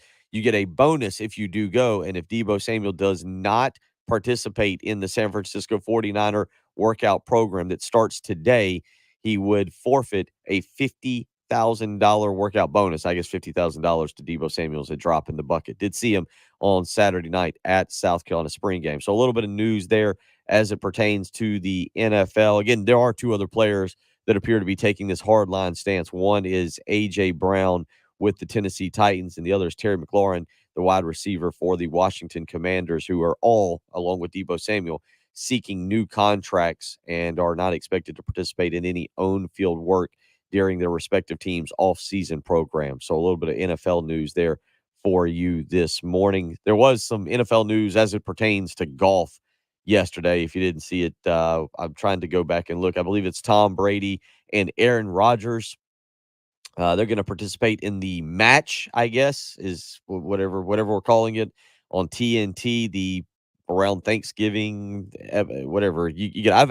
I got into the other one a little bit with Aaron Rodgers and Bryson DeChambeau, and I believe Brady was in it, and I can't even remember who the other golfer was, who the other player was. I think maybe was it Mickelson, maybe I can't remember. It shows you how invested I get in those. But some stuff yesterday coming out. It'll be Tom Brady and Aaron Rodgers versus Patrick Mahomes and Josh Allen of the Buffalo Bills. So get fired up about that later on. 803-404-6100 is how you can join us. Anonymous texter asks, and we will comply. Jen does a fantastic job with this. It says, please put up Perry's interview later. I only caught the last part of it. Good news, you can go to Jen Jensen's Twitter account, @Jen Jensen Morse, where she will tweet it out here shortly. If she has not already done that, but she does a great job of getting all of our stuff up on both our 1075thegame.com podcast page as well as our Spotify page. You can go to Spotify and search there for the early game, 1075 The Game, and be a member there for all of our podcast interviews. Anything that we do here on the show, you can go to Spotify and be able to catch it. You can also go to 1075thegame.com and the podcast page there on the website and be able to hear anything. And as always, you can go to the Buford Lending live stream. You can go to youtube.com, search 1075 The Game, click subscribe, join, watch along this morning where Larry, Craig, multiple people already in on the Buford Lending live stream. So we'll continue along this morning. We'll get back into that Jordan Birch audio, let you hear a little bit about that, and also talk about the South Carolina defense. Coming up at 8:05 this morning, we will speak with JC Shurburtt of thebigspur.com as we continue our post-spring game coverage. You're listening to the early game on 1075 The Game.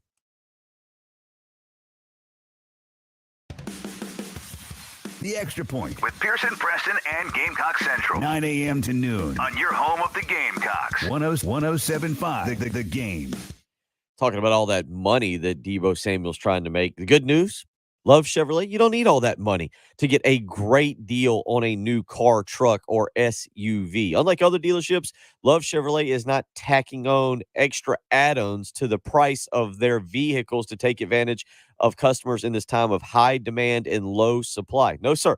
They are doing business as usual, the same way they've done it for over 60 years here in the Midlands. Love Chevrolet has been your number one volume Chevy dealer right here in the Midlands. And why would they not be? With that incredible selection of vehicles, 14 acres from which you can go and choose a brand new Love Chevrolet car, truck, or SUV. You're guaranteed to find the make, the model, the interior, the exterior, everything you have been looking for in that next vehicle. Love Chevrolet has got them on site and is ready to sell one to you and do it at a reasonable price. Again, they're not tacking on the extra add-ons, driving up the MSRP, making you receive sticker shock when you go to purchase a vehicle. No, sir. Love Chevrolet. They continue to do things the right way. They've done it since they opened their doors in 1961, and they'll continue to take care of their customers. Get out to Love Chevrolet, I-26 in Harbison, between Lowe's and Frankie's Fun Park. Check out all those great deals. And remember, the $1,000 low price guarantee, where you can actually go shop other dealerships, take their deal back to the folks at Love Chevrolet, and they will top it, or they'll write you a check for $1,000. Hasn't happened yet, won't happen anytime soon, because Love Chevrolet has got you taken care of. I-26 in Harbison, between Lowe's and Frankie's Fun Park, or on the web, lovechevy.com. Get out to Love Chevrolet and find new roads. 107.5 The Game traffic from the Shepherd's Glass Traffic Center. Shepherd's Glass, a true reflection of quality. shepherdsglass.com. We do have a report of a tie-up Shop Road at Atlas Road, so that accident is currently being worked. And other than that, looks like things are going pretty well for your Tuesday morning, so we like that. We do have a chilly forecast on tap, or at least a little cooler than it has been. Sunny and 66 for the high. Our overnight low of 40. And tomorrow, looking for a high of 72, up to 77 by Thursday. But right now, 46 at 107.5 The Game. This is Boomer Esiason with the CBS Sports Minute, sponsored by Indeed. Attract, interview, and hire at Indeed.com/credit. As you all know, taxes were due yesterday. That was fun. And for many college student athletes, this might have been a rude awakening. All those lucrative name, image, and likeness deals, well, that's all taxable income. It also might affect scholarships and parents' income taxes as well. Boomer Esiason. CBS Sports Radio. Broken bricks, falling fences, damaged doors. Gorilla Glue, of course. Gorilla Glue is incredibly strong, 100% waterproof, and bonds virtually everything. Gorilla Glue, for the toughest jobs on planet Earth.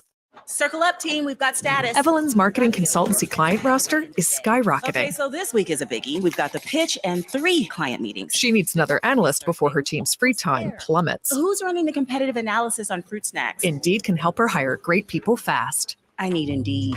Indeed you do. Our hiring platform instantly connects you with quality candidates whose resumes on Indeed match your job description. Visit Indeed.com/credit and get $75 towards your first sponsored job. Terms and conditions apply. No matter what the sport is, defense matters. The same thing goes for COVID-19. Help protect yourself with a booster shot. Schedule an appointment as soon as you're eligible, following completion of your primary series. Sponsored by BioNTech and Pfizer. Sponsored by Renew Energy Solutions. Everywhere you go, things are just getting more expensive. Let Renew Energy Solutions take one bill off your plate when you go solar. This month, we'll cover your power bills until 2023. Visit RENUEnergysolutions.com. Smart, reliable solar. After being almost $500,000 in tax debt, I was listening to the radio one day and heard a ad for John Ecton Law Firm. So I gave him a call and met with him, and he gave me the confidence to trust him after the reason behind my tax problems anyways was trusting someone I probably should have never trusted. He did everything he said he was going to do, and then some. His staff at the office were great, very knowledgeable. With John's help, I have no tax debt now, and I was able to have a family that otherwise I would have never been able to have. It's great to know we have changed people's lives for the better. Hi, this is local attorney John Ecton with the Ecton Law Firm. For over a decade, our office has been dedicated to helping hardworking individuals and businesses solve tax problems for good. So if you have years of unfiled tax returns or are facing IRS wage levies, bank levies, or tax liens, call our office today at 771-9800 or go to EctonLawFirm.com. That's ECTON lawfirm.com. Let's get your tax problem solved for good. Call today. You'll be glad you did. Outspoken Bicycles invites you to spring clean and earn instant store credit. It's Columbia Bicycle Trade-In Days at Outspoken Bicycles. Come into the Divine Street location of Outspoken Bicycles and trade in your used bicycles, wheels, frames, parts, clothing, and shoes, and receive instant store credit. Columbia Bicycle Trade-In Days are April 21st through the 23rd, exclusively at Outspoken Bicycles on 3223 Divine Street. See Outspoken Bicycles on Facebook and Instagram for details. Don't let this opportunity pass pass you by. Hey there, how's it going? It's Tate of the Titus and Tate podcast. We just spent the last few weeks giving you the best coverage of the NCAA tournament. Smiles all around. The clock will wind down. That is it. And while the tournament might be over, we're never done. Each week we'll be covering all the coaching moves, player moves, and everything else that happens in the college basketball offseason and beyond. Never miss an episode. It's the Titus and Tate podcast. Listen wherever you get your podcasts. Time now for the old-timey meat market clip of the day. Back in 2010, Gamecock Nation and the state of South Carolina lost a true giant in sports broadcasting. The voice, Bob Fulton, passed away just shy of his 90th birthday. Let's hear this tribute to Bob by Todd Ellis and Tommy Suggs. Down, it is all over, and Carolina has defeated Clemson. Well, first of all, Bob Fulton is the consummate professional and Southern gentleman. He's a guy that it didn't matter if he was a broadcaster or working in the local barbershop. Everyone would like him. When he was in his prime, there was no ESPN. There were no games on TV all the time. So you pretty much were at the game or you listened to Bob Fulton. Back to the left on a reverse. They give the ball to Rogers. Trying to sweep to the outside. Up to the inside 15. 10 all the way to the 9-yard line. What a run by Rogers. The largest crowd the Gamecocks had ever performed in front of. But you know something? It didn't bother Carolina. When a person had a birthday or a new baby or were in the hospital and they were big Carolina. Correct, Larry. Debo's still under his rookie contract. That is true. This is his last year on it. Broadcasting live from the Herndon Chevrolet Studios. Morning Hope. Shop online today and see I agree. why Herndon Chevrolet makes you smile. I agree. All right, we're back. Brett and Jen Jensen on your home of the Gamecocks. The early game, 107.5. The game.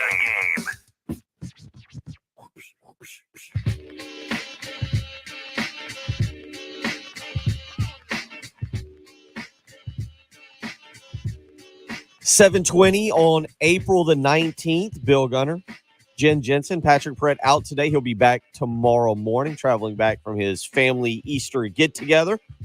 So we're holding down the fort. We'll get you that audio again coming up this hour from Jordan Birch. We played it a little bit in hour number 1. It's not long, about 5 minutes, and we'll let you listen to that as we continue our post-spring game coverage. Coming up at 8:05 this morning, we'll be joined by JC Shurburtt of thebigspur.com. We will also tomorrow morning be joined by Brad Crawford as I scroll through my text messages to remember. 6:30 tomorrow morning, Jen.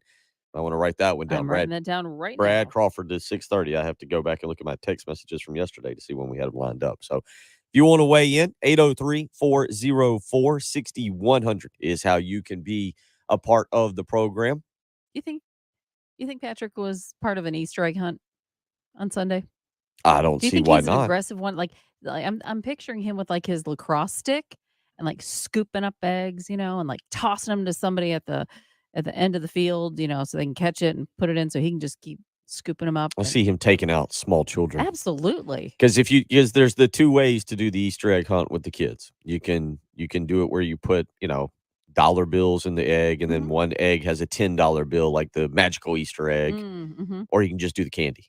It depends on what kind of parent you are, what direction you want to go with that. You could just do the mini bite-sized Snickers, maybe some bite-sized Twix or whatever, Yeah. put those in the candy.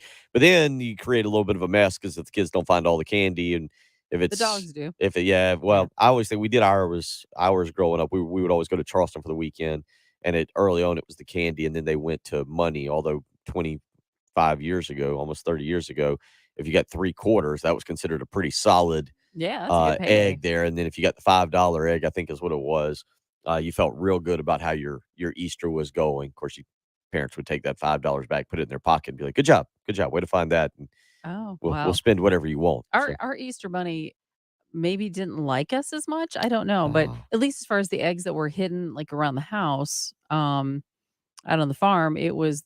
Remember those horrible ones that were I think they eventually started putting them in plastic, but they were hard on the outside and they were like pastel colored, and then they had sort of a cream on the inside. They're the most awful. Cadbury? No, no, it wasn't Cadbury. I can't remember You had what they're called. off-brand Cadbury? Yeah, right. Exactly. We couldn't handle the Badberry? good stuff. Yeah, Badberry. Okay. I can't remember what they're called. I'll have to look it up. But basically, it's like the candy corn of Easter treats or something. But that's what would get hidden around that our Easter bunny hid, and you didn't really want to eat them. So yeah. Okay. See, But kids, I it didn't could see any be cash. it could be a lot worse. worse for you out there. Yeah. Whatever happened on Easter, you could have been treated like Jen Jensen and get the off-brand Cadbury eggs that apparently are not made anywhere any longer. Well, So, probably when they were made then, they're still okay now. That's kind of okay. how they were. It is I'm like gonna look candy that up. corn. I can see where you can compare that. 803-404-6100, how you can join us this morning. Let's get out to the Love Chevy phone lines. Keith wants to weigh in. Keith, how you doing this morning? What's on your mind? Doing great. Quick question. First, and then a comment. What do you believe the attendance was Saturday night? And second, just looking, I don't know why I was expecting Rattler to be, I don't know, 6'2", 6'3". I mean, is the guy 5'11"? I mean, what's his height? I'll hang up and listen and enjoy the show. Y'all have a great day. Appreciate the phone call. Yeah, I'm not even gonna lie to you. I stunk as the kid when they would do the how many jelly beans or how many M&Ms are in the jar game. You know what I'm talking Oh about there? yeah. Mhm. My teacher, I'd have a teacher every year who would do that. If Yeah. you won, you Those get are always fun. the jar of jelly beans, whatever. I was like, how many's in there? I don't know. I'd be like, I don't know, 7. And they'd be like, well, there's 64, but sure. Mhm. Thank you for your Good job, participation. Bill. Mhm. But to be honest with you, Keith, knowing the capacity of the lower bowl, which I think is 44,000, and seeing everything filled up, I would have estimated at least. I would tell you that there was at least 30,000 there, and if you wanted to argue 35,000, I'd say that seems very fair. So the attendance number that was put out, I definitely don't agree with 20,000 whatever. I would estimate that there was at least 30 there. I would maybe go as far as to say 35 if people wanted to argue that. That's my opinion. I didn't sit there and count it. And again, I stink at the game where you have to sit there and try and figure out how many jelly beans are in a jar or how many M&Ms are in the jar, and then the winner gets all of them. So I can't tell you for certain that there was 30,000 in there. I do know from talking with people, for those wondering about the attendance, I do know that there was a lot of entry points that did not have the turnstiles that would have been able to count attendance. So it was certainly that number that South Carolina used was very off. So I wouldn't read too much into that. My guess again would be 35,000 in that ballpark. As far as Spencer Rattler, I believe I'm looking it up here. I thought if you made me guess, I would have thought that he was 6'1", or I think he's 6'1". That's what I think he is. I think he was listed at 6'1", Get down to 210. brass tacks. What's his hand size? Yeah, that's where Patrick comes in. Exactly. It's where Patrick is very good at this. And as I look, let's see, I'm looking on ESPN. I guess I could go to Gamecocks Online real quick and see what they've got him listed at, and I'll give you the official height and weight for him as it pertains to the South Carolina roster. Let's see here. If I go and check this out, number 7 is going to be. He is listed at 6'1", 210. Okay, was able to do that pretty well. So 803-404-6100, how you can join us this morning. When we come back, we'll let you listen to Jordan Birch. We've talked a lot about the offense for South Carolina. I want to get into the defense and your thoughts on that. You're listening to the early game on 107.5 The Game. Gamecocks, check. Braves, check. NFL, check. We are 107.5 The QC Kinetics. Raw. College football playoffs, check. Streaming audio, check. Streaming video, check. Live, check. Local, check. Free, check. You need to feel good, especially if you're going to do those Easter egg hunts.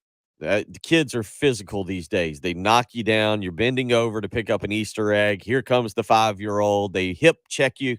Next thing you know, you're into a bush or into the couch, and you've probably got some hip pain then. Because let's be honest, those 4, 5, 6-year-olds, the ones you're dropping off at school right now, they take their candy seriously. They get a little aggressive, semi-violent. Right now, you're turning around, you're looking at that child in the back seat, and you're thinking, they did hurt me a little bit on Sunday going for the Easter eggs and the candy. And right now, you got some joint pain. You got some pain in your knees, your hips, your back, all because of the kids who knocked you out of the way trying to get the Easter candy. It's time to call QC Kinetics, 803-281-6860. Get yourself back to being healthy so that coming up in October for Halloween, you're ready to put them on the ground. Right now, you want to get healthy, and you need to call QC Kinetics, 803-281-6860. You can get a free consultation. It is powerful, effective treatments with natural biologic agents that help that joint pain. 803-281-6860. You need to take action now. Again, get that free consultation or second opinion with QC Kinetics, the nation's leader in regenerative medicine, giving you access right here in the Midlands to this modern day joint pain solution. No drugs, no steroids, and absolutely no downtime. It's the right way to go. 803-281-6860. Call QC Kinetics today. 803-281-6860. 107.5 The Game traffic from the Shepherd's Glass Traffic Center. Shepherd's Glass, a true reflection of quality. shepherdsglass.com. Just one accident out there to make you aware of, and that is Shop Road at Atlas Road. Your forecast, going to be cooler today, but sunny, 66 for the high, overnight low of 40. And tomorrow, a high of 72, 77 on Thursday. It is a cool start, though. It's 46 at 107.5 The Game. Tax season comes and goes, but foundation and crawl space problems only continue to get worse. If your home has cracked bricks or drywall, doors or windows that stick, uneven floors, or musty, moldy smells coming from that nasty crawl space, Mount Valley Foundation Services will provide a free inspection and estimate to fix it before it gets worse. Don't wait. Go to fixmyfoundation.com to schedule your free, no-obligation inspection. Mount Valley Foundation Services, rock solid foundation. At the Samuels Reynolds Law Firm, we've seen how terrible accidents turn lives upside down, and we're proud to be the lawyers our clients depend on during their toughest moments. I'm Jason Reynolds. Call me when your family is faced with any serious injury or death. And I'm Stephen Samuels. When you're hurt at work, I go to work, getting you the medical treatment and workers' compensation you depend on. We have the experience and passion you need when you need it most. Samuels Reynolds. True injuries, true lawyers. 779-4000. Hey, it's Heath for Fast Signs. With Fast Signs, you get guys who are visual idea experts and collaborators who are going to work with you to come up with a plan that uses exactly the right mix of innovative marketing and graphic solutions to give your business what it needs. Fast Signs can take care of anything you need, and they've been taking care of people all around the area, from Colonial Life Arena to Fort Jackson. You see their work everywhere you go. Give Fast Signs a call, 781-2229. That's 781-2229. They're on Harbison next to Outback. Go by and see them. 781-2229. It's Fast Signs. Get in zone, AutoZone. Welcome to AutoZone. What are you working on today? Thinking about gas mileage? Keep your engine at its best with clean oil.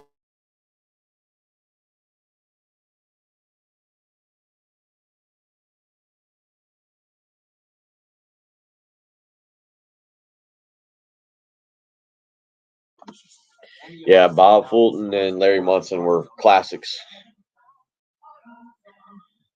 Absolute classics. Knights of the Round Table Cadbury. Oh, boy. Brian, yeah, I think they'll grab one more. I think they can take one more, and I don't know, maybe you look at taking an interior defensive lineman if you can find one. Maybe take a guy that's got a lot more eligibility, kind of like another recruit, like instead of a one-year guy. No subscriptions and no monthly fees. But there's a new bill in Congress that could stop the music. If passed, this bill would tax your local radio stations simply to play the music you love. Text local to 52886 and ask Congress to support local radio stations. Help us keep you connected to the music, local news, weather, and traffic that you need each day. This message furnished by the National Association of Broadcasters. How does a car repair shop last in business for over 50 years like Sunoff Automotive? By providing affordable, reliable, and honest auto repair. But if you ask them, they'll tell you it's their loyal customers who come back time and time again to entrust them with their car repairs. Well-trained technicians, service packages, and monthly specials. Isn't it time you became a customer? Call or come by at 1410 North Millwood Avenue or make an appointment at at SonicAuto.com. What we're talking about on 107.5 The Game. Sponsored by Love Chevrolet.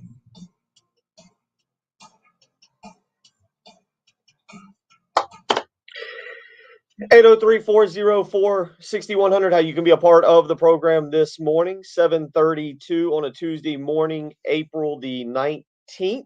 Again, if you want to join us, let you listen to a little bit of Jordan Birch coming up here in just a minute. He talked for about 5 minutes on Saturday night after the spring game. And, again, a lot of offensive discussion, but defensively, that defensive line has got to take steps forward in 2022. They have got to have improvement. There's little doubt about that. They've struggled last year. You go back to some of those football games and South Carolina, the Tennessee game, the two that stand out to me, because we maybe got caught up about other things. But the two, if you go back and look at South Carolina in games against Tennessee and Missouri, did not stop the run. Now, there was a lot of issues, obviously, as it pertains to the Missouri game when you go back, or excuse me, the Tennessee game. Obviously, Tennessee just came out of that ball game and blitzed South Carolina. It was up there for worst defensive showing, probably because you expected a little bit more against Tennessee. You understood what Texas A&M and Georgia were able to do to South Carolina offensively, but what Tennessee was able to come out and do and just run roughshod, both in through the air and on the ground, was a huge difference. And then against Missouri, they were able to go out. The Tigers were able to go out and really have no problem running the football against South Carolina in the 31-28 loss in that game. Tyler Beatty, remember, this was Missouri, 34 carries, 209 yards. And when South Carolina needed a stop late, it was Beatty who had zero problem being able to run the football and run the clock out. So South Carolina in those games really struggling. So when you talk about the defense, it's going to start with the defensive line. And one of you have already hit us up this morning and mentioned, hey, healthier linebackers certainly could play a big role. Sherrod Green, Brad Johnson, Mo Kaba, Debo Williams, a lot of those guys coming in. Maybe Stone Blanton is able to come in and make an impact. South Carolina's got some depth there. Some of it's a little inexperienced, but the linebacking play has got to improve greatly against the run. And I know we're still all a little tired of the saying run fits from the Will Muschamp era, but that is what they've got to do. Those linebackers have got to fill the gap and be able to come downhill and put a stop to running backs. One of the big parts of that is going to be the defensive line eating up blocks, or in situations where they can get to the quarterback and cause some havoc in passing situations. Jordan Birch spoke with the media on Saturday night. Here's what he had to say after the game about his development. Jordan Birch.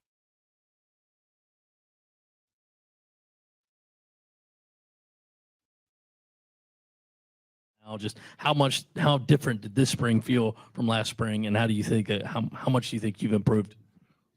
This spring was it was a lot different for me. I feel like this is probably the best football I've played since I've been here. Working on a lot of different moves, and just understanding the plays a little bit better. But yeah, this probably have been like the best football I've played since I've been here.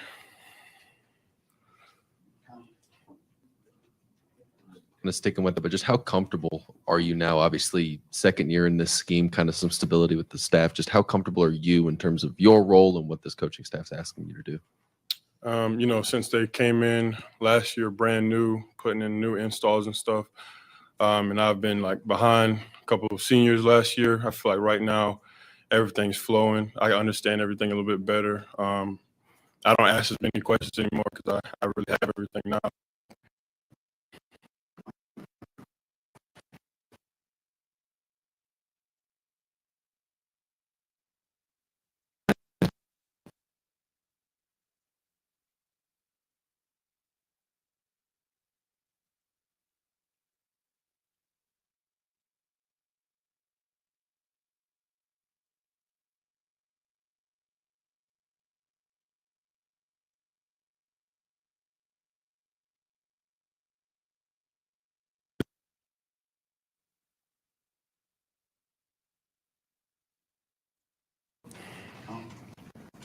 little audio, some technical difficulties there. We'll get that Jordan Birch, and neither of us know what just happened to the audio. It was playing, and now it's not playing. So we'll get that fixed and get you listening to that again here in a little while. And really, it's just as it pertains to where Jordan Birch is at right now in his development. And, I know Richard hit us up on the text line earlier and was talking in particular about us judging me. I say us, but media judging kids based off of high school rankings. And look, that's just the natural part of it. I worked for ESPN and for 24/7 Sports, doing scouting. I did more of the recruiting updates. Where do you want to go to school? Where are you taking official visits? What are you doing here? What are you doing there?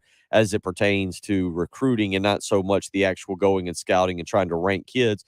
But that's the age we live in now, with Own 3 Sports, with Rivals, with 24/7 Sports, and the people who go out there and rank them. And Jordan Birch, good or bad, was a 5-star prospect and is going to need to live up to that billing this year. And Jen, do we have that? Is that audio fixed now?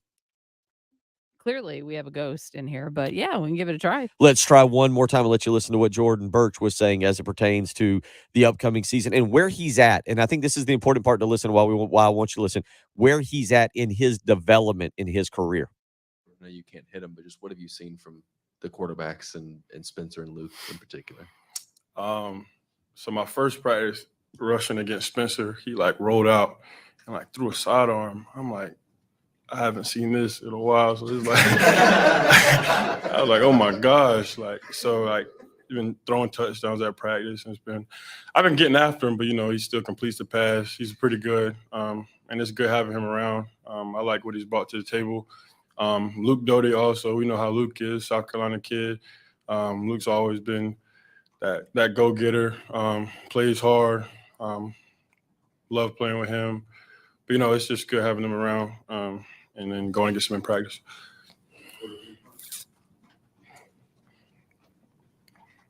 Two for you, Jordan. Kind of as follow-up to that, how can having a guy like Spencer on your team, how can it help you guys as defensive end, as edge rushers, sort of improve your game by trying to track down a guy like that in practice?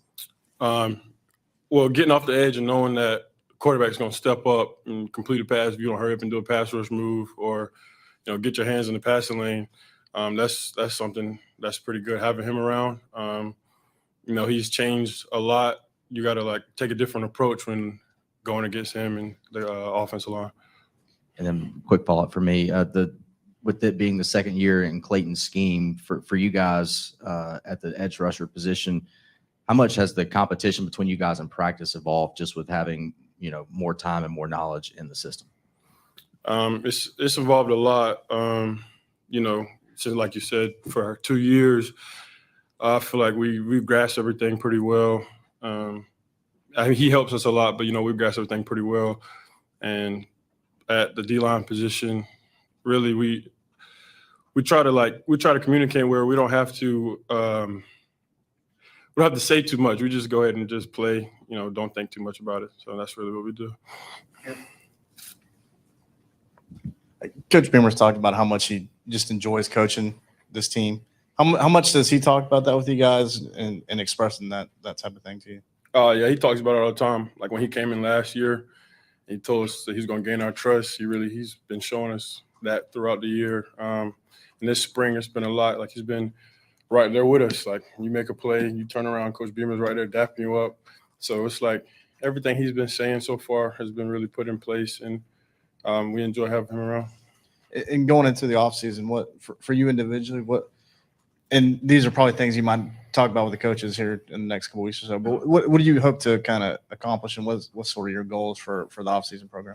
For offseason, I'm probably going to lose a couple more pounds, work on my speed, hands, quickness, and then, I'll study the plays, get in the playbook a lot, and then have that embedded in my mind for the season.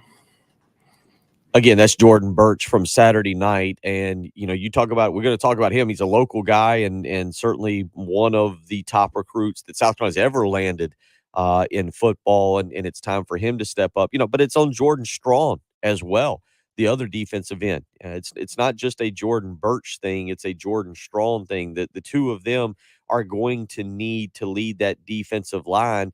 Zach Pickens is a guy that Patrick Perrette has talked about, and again, Patrick will be back tomorrow, but Patrick's been impressed with Zach Pickens and was impressed with him on Saturday night, being able to watch the spring game there via the live stream. But you talk about getting to the quarterback and then also being able to cut off the edge and stop the run. And Jordan Burch, Jordan Strawn certainly are going to be two guys that are going to be counted on. Terrell Dawkins is going to be that third player that steps up. I thought Dawkins did some really nice things on Saturday night, but that defensive line again, we talk about this team making strides in 2022 and becoming a better football team. And when you talk about South Carolina football, to me, is defensive first. It's defense first. When they were at their best under Lou Holtz, it's when you had guys like Shannon Body Bag Wadley knocking people out there at the line of scrimmage at linebacker. You had Langston Moore, and you had Cleveland Pickney, and you had Cecil Caldwell on the interior. You had Kalimba Edwards and guys like that made that defense scary. And then you go to when they were really good under Steve Spurrier. And again, it was defensive line. It was solid linebackers, Shaq Wilson. You think about I've joked about this before, the starting linebackers that beat Alabama, then number one Alabama, and limited Mark Ingram and Trent Richardson that day in that run game. It was Wilson. It was Josh Dickerson and Tony Straughter were your three linebackers. And none of those guys went on to NFL careers, but they were serviceable, great college linebackers that really made their team better. And then you think about the secondary there with Swearinger and Antonio Allen and Devontae Holloman and Stephon Gilmore, certainly all being a part of that. South Carolina, when they've been at their best, has been a defensive-minded football team, and it starts on the defensive line, being able to stop the run and get after the quarterback. And Jordan Burch and Jordan Strawn are going to be integral parts of that this year, being able to get after quarterbacks, being able to stop the run, to set the edge, and allow linebackers to flow to the football. And then you've got guys at linebacker like Sherrod Green and Brad Johnson. And again, we'll see what Mo Kaba does. We'll see if Stone Blanton comes in and is able to be a part of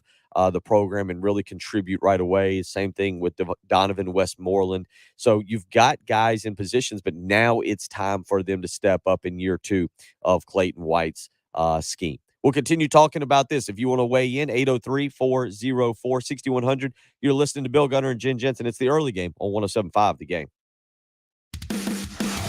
Here's what's coming up on the next Game Time. Hey, it's Heath. We will recap everything that went down with the spring football game for South Carolina. What were your takeaways? Plenty of chances for you to react. We also, of course, will hear from Mark Kingston coming out of a big baseball weekend. We will see you at 3 on Monday. Game Time with Heath Klein, 3 to 6 p.m. on your home of the Gamecocks, 107.5 The Game. 107.5 The Game traffic from the Shepherd's Glass Traffic Center. Shepherd's Glass, a true reflection of quality. shepherdsglass.com. Do have a couple slowdowns to let you know about. Two Notch Road at the Sparkleberry Lane extension there is an accident. Also Fontaine Road at Two Notch Road, a report of an accident there. And Shop Road at Atlas Road. Forecast for today looking pretty decent, just a little cooler. 66 for the high under mostly sunny skies.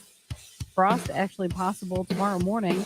Start today. 72 for the high then, and 77 on Thursday. Right now, 46 at 107.5 The Game. Sponsored by Renew Energy Solutions. Everywhere you go, things are just getting more expensive. Let Renew Energy Solutions take one bill off your plate when you go solar. This month, we'll cover your power bills until 2023. Visit RENUEnergysolutions.com. Smart, reliable solar. Life matters. Neil Simon has thrilled two generations of theater goers with popular films and plays. When asked about his accomplishments, he said, "Don't listen to those who say it's not done that way. Maybe it's not, but maybe you'll do it that way anyway. Don't listen to those who say you're taking too big a chance. Michelangelo could have painted the Sistine Chapel floor, but it surely would have been rubbed out by today." What Simon was saying is that you need to aim high to leave your mark in a place where it won't be rubbed out by the push and shove of life. Michelangelo's masterpiece survives not because it was easy, but because it's in a place above the scuff and scruff of time. What are you investing in? When your life is over, what will your children and grandchildren see? Aim high, paint high, and the generations that follow will call you blessed. This is Pastor Stephen Chitty. Visit us on the web at ChristianLifeColumbia.com, and remember, life matters, and so do you. Go to clcolumbia.com for in-person and live streaming service times. Outspoken Bicycles invites you to spring clean and earn instant store credit. It's Columbia Bicycle Trade-In Days at Outspoken Bicycles. Come into the Divine Street location of Outspoken Bicycles and trade in your used bicycles, wheels, frames, parts, clothing, and shoes, and receive instant store credit. Columbia Bicycle Trade-In Days are April 21st through the 23rd, exclusively at Outspoken Bicycles on 3223 Divine Street. See Outspoken Bicycles on Facebook and Instagram for details. Don't let this opportunity pass you by. Hey, if you've got a hole in your roof or you need a whole new roof, you need to call Mid-State Roofing, 356-1919. For nearly a quarter of a century, Mid-State Roofing has established its reputation as the leader in the roofing industry. Whether it's above your head or at your feet, perhaps a leaky foundation, 356-1919 is the number to call for all your roofing and waterproofing needs. The quality and craftsmanship of a Mid-State roofing system are tops in the industry, especially commercial and industrial roofing systems. If you own or you're in charge of a large building, warehouse, or industrial facility, then you're in charge of that roof. And at some point, a roof is going to need some attention. So the number to call for advice, service, results, and a commitment to customer satisfaction is 356-1919. See all that Mid-State has to offer when you click on midstateroofing.com. Tell them, Mid-State twins. If you have a leak, let Mid-State Roofing take a peek. 356-1919, midstateroofing.com. Hi, my husband and I own a small business in Columbia, and we ended up needing some help with some tax problems that we had and needed to get resolved. We initially owed about $300,000, and John Ecton and his law firm ended up getting us an offer in compromise, which dramatically reduced the amount owed. I would personally recommend the Ecton Law Firm. They did an excellent job for us, and if this is a concern that you're facing, they're definitely the people you should call. It's great to know we have changed people's lives for the better. Hi, this is local attorney John Ecton with the Ecton Law Firm. For over a decade, our office has been dedicated to helping hardworking individuals and businesses solve tax problems for good. So if you have years of unfiled tax returns or are facing IRS wage levies, bank levies, or tax liens, call our office today at 771-9800 or go to ectonlawfirm.com. That's ECTON lawfirm.com. Let's get your tax problem solved for good. Call today. You'll be glad you did. Broadcasting live from the Herndon Chevrolet Studios. This is 1075 The Game. Stop by or shop online today and see why Herndon Chevrolet makes you smile. The early game. With Bill Gunter, Patrick Perez, and Jen Jensen. On your home of the Gamecocks. The early game. 1075 The Game.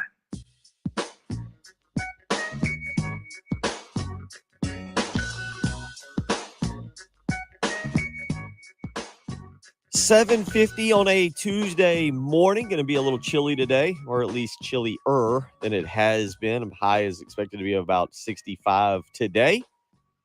Stay warm out there.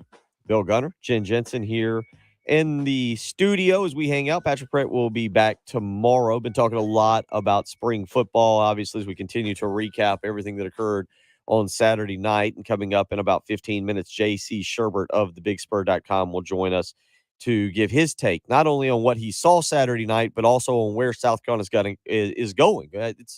That now becomes the conversation as we move toward SEC Media Day and South Carolina getting ready for that. Shane Beamer's second appearance there. And I would imagine that everything at Media Day will be ultra positive. Shane Beamer does a fantastic job of projecting a level of positivity across the board, Jen, that, it's interesting to think back. And I think this is a people thing. It's not even so much related to sports. It's people we run into in our everyday life. And you think about how Steve Spurrier kind of talked about the program. And he was positive, but he was also pretty upfront about it. He was pretty honest about it. Will Muschamp was positive, but it didn't seem to resonate with people. Maybe because he didn't win enough. But it also seemed like there was always some kind of secrecy, or you just felt like he wasn't ever totally forthcoming, and maybe because you never heard from other coaches and things like that. I don't know. You get the full truth from him. Muschamp was, if people remember his first SEC Media Day, was he won the Media Day. it seemed different. There was a lot of people who questioned his hiring that year, but he goes to media day and said all the right things, and it was very positive, and he was very good there. And people, hey, look, a lot of media folk liked Will Muschamp. I mean, Muschamp in a one-on-one setting was a very good guy. But there was something about him, a smugness, a cockiness that didn't seem to need to be there because of his track record, that I think gave you that positivity. Just came across more of as an arrogant side that you wondered where he got it from. Yeah, I would agree. Whereas Spurrier's arrogant side was rightfully earned. You know, when he would make a joke or pick on somebody, it's rightfully earned. Shane seems, when you win, we talk better about you, but Shane seems more authentic and more just driven to the fan base to get the fan base going. Obviously, you heard, go back to the previous thing, what Jordan Birch just said, if you were listening. And Birch said, yeah, playing for him, it feels like when you make a good play, he's there right behind you. He's dapping you up. He's hugging you. He's right there. Feels like he's in the play with you. He's so excited for what happens. It just seems to be a different vibe than I've seen at South Carolina for a while. And I get the feeling too, because he's so into like having his kids around and be a part of it all.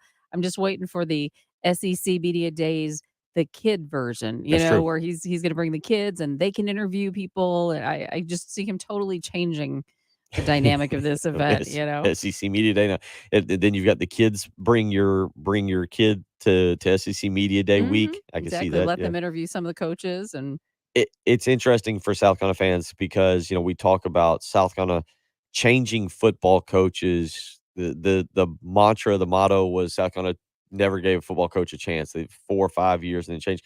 Well, in the last 22 years, South Carolina's had 4 football coaches, which I know does equal out to about 5 a year. But you think about it, it was Lou Holtz in 99. Obviously, you go on to Spurrier. You've got Muschamp. I know there was a Sean Elliott interim deal in there, but you go on to Muschamp, and now you got Beamer.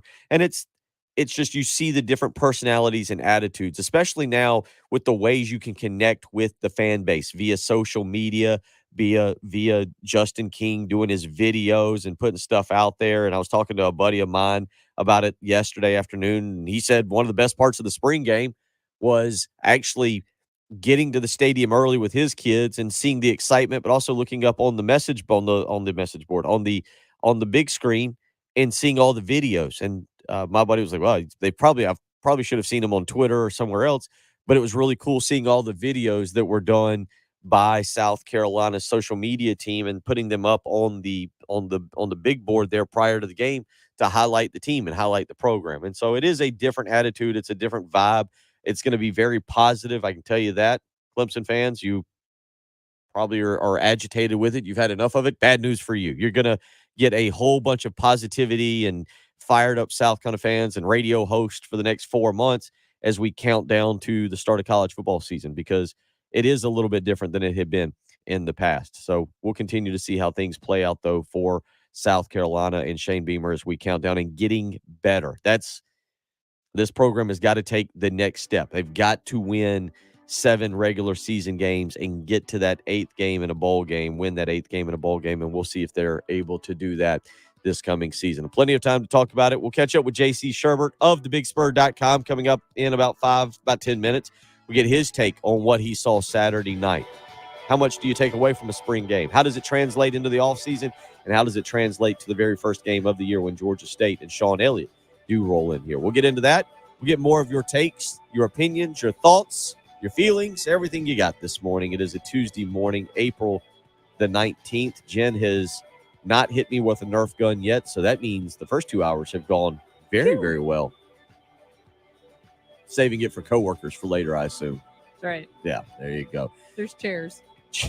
Taking her aggression out on others. That's what we do here on the early game. It's Bill Gunner, Jen Jensen. It's the early game on 107.5 The Game.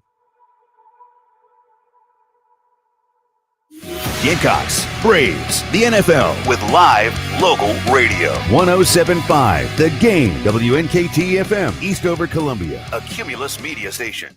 Since 1964, Gateway Supply has been the Midland's leader in plumbing and HVAC supply, and now, of course, they are statewide with more than 15 locations all across South Carolina. Their showrooms are filled with bath and kitchen fixtures from classic to modern styles. Now, tap and touchless faucets. You can even talk to your kitchen sink. See them at Hamrick Street near the Fairgrounds in Williams-Brice or Highway 6 and Whiteford Way in Lexington. Design services, expert advice for customers and contractors alike. Visit them online at gatewaysupply.net. Hi, everybody. This is Woody Wyndham here to talk about Pioneer Tree Service. Guy Gant's not with us anymore, but his girls are. Madison Gant just walked in. How you doing? Doing great, Woody. How are you? Good. Madison, I see your trucks everywhere for Pioneer Tree Service. Tell us some of the people you work with. We've been very busy with residential and commercial customers. So, Madison, you're doing the State House, Midlands Tech, City of Columbia, University of South Carolina. So you're going to want to call somebody you can trust, and that is the Gant girls at Pioneer Tree Service. And now there's a new little Gant girl, Dawson. We got all the Gant girls in the room. We do tree removal, stump removal, tree pruning, tree trimming, tree thinning, tree cabling, and we will raise your tree canopy. And no matter where you live, the Gant girls can get there. So, hey, Gant girls, how do they get in touch with you? Call us today for a free estimate at 803-794-8253 or check us out online at pioneertreesc.com. Don't let the mess of April showers keep you from maintaining a clean home. Call the pros at Zero Res. Right now, mention me, Bill Gunner, at 1075 The Game, and you'll get 3 rooms of carpet cleaned for $109 plus a free hallway. Book online at ZeroResColumbia.com. $17.05 per month per thousand borrowed for 60 months at 0.9 APR with 0 down on select models with approved credit. Don't make a $10,000 mistake. Only Galliana Chrysler Jeep on Greystone sells new Wagoneers and Chrysler 300s at MSRP with no additional markup. And we've got a great selection of Chryslers, Jeeps, and Wagoneers to choose from. And exclusive of all offers, you can finance a Wagoneer Series 2 for 0.9 APR for 60 months. Or lease a new Jeep Compass for just $249 per month. Plus, Galliana Chrysler Jeep will give you exactly what your trade is worth down to the penny. And all trade-ins are welcome. So if you want to overpay for a new vehicle, that's okay. But if you want to buy a new Chrysler 300 or Wagoneer at MSRP with no additional markup, gotta go to Galliana. Don't miss the Jeep celebration event at Galliana Chrysler Jeep on Greystone. I-126 is new exit in Columbia. Call 779-7300 or GallianaSC.com. Wagoneer stock number 25021. 300 stock number 22002. 24-month lease on Compass on stock number 19602. $29.99 to assign plus tax and tagging plus $225 closing fee. No security deposit expires with that. Uneven sidewalks, pool decks, or patios? Canty can repair them for just a fraction of the cost of replacement. Call Canty Foundation Specialists today for your free estimate. Canty can fix it. Uneven concrete can be a dangerous tripping hazard leading to injury. Call the experts at Canty to permanently repair your sinking or cracked concrete. Call 753-1495 or visit cantycanfixit.com. Canty can. Settle down, Steven. We don't need to give Jen any more ideas with getting to that Nerf gun.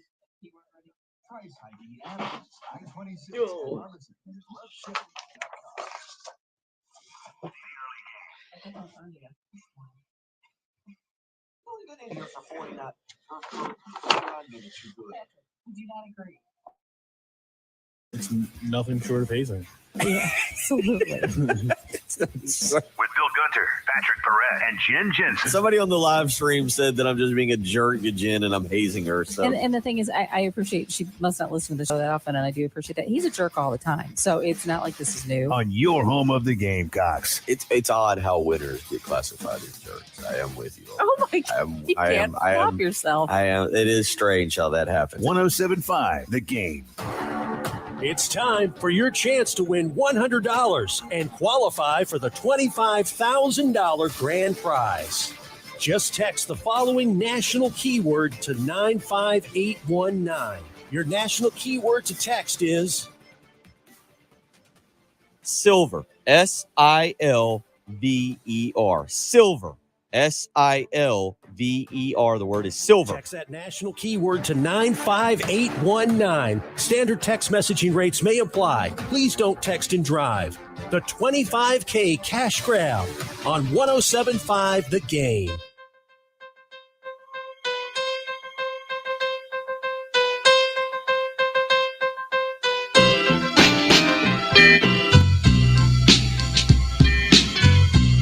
.801 on a Tuesday morning. Bill Gunner, Jen Jensen, Patrick Perret on vacation for one day. He takes a day off, really just to travel back from the family outing, the family Easter get-together up in Maryland. So he will be back tomorrow and join us. Coming up tomorrow morning, 6:30, Brad Crawford of 24/7 Sports will join us. Coming up in about 4 minutes, 5 minutes, whenever Jen gets him on the line. JC Shurburtt of thebigspur.com will join us as we continue our post-spring game coverage of what happened Saturday night over at Williams-Brice Stadium, and we will talk with JC Shurburtt here coming up in just a few minutes. If you want to weigh in this morning, 803-404-6100, how you can be a part of the program. We've had Perry Orth on earlier in the program. You can go to Jen's Twitter page at Jen Jensen Morse, and you can re-listen to that. You can go to our webpage, 1075thegame.com, go to the podcast tab at the top and be able to listen to it, or you can go to our Spotify page as well. So many different ways for you to go back and listen to anything you have missed as we carry you through here on a Tuesday morning, April the 19th.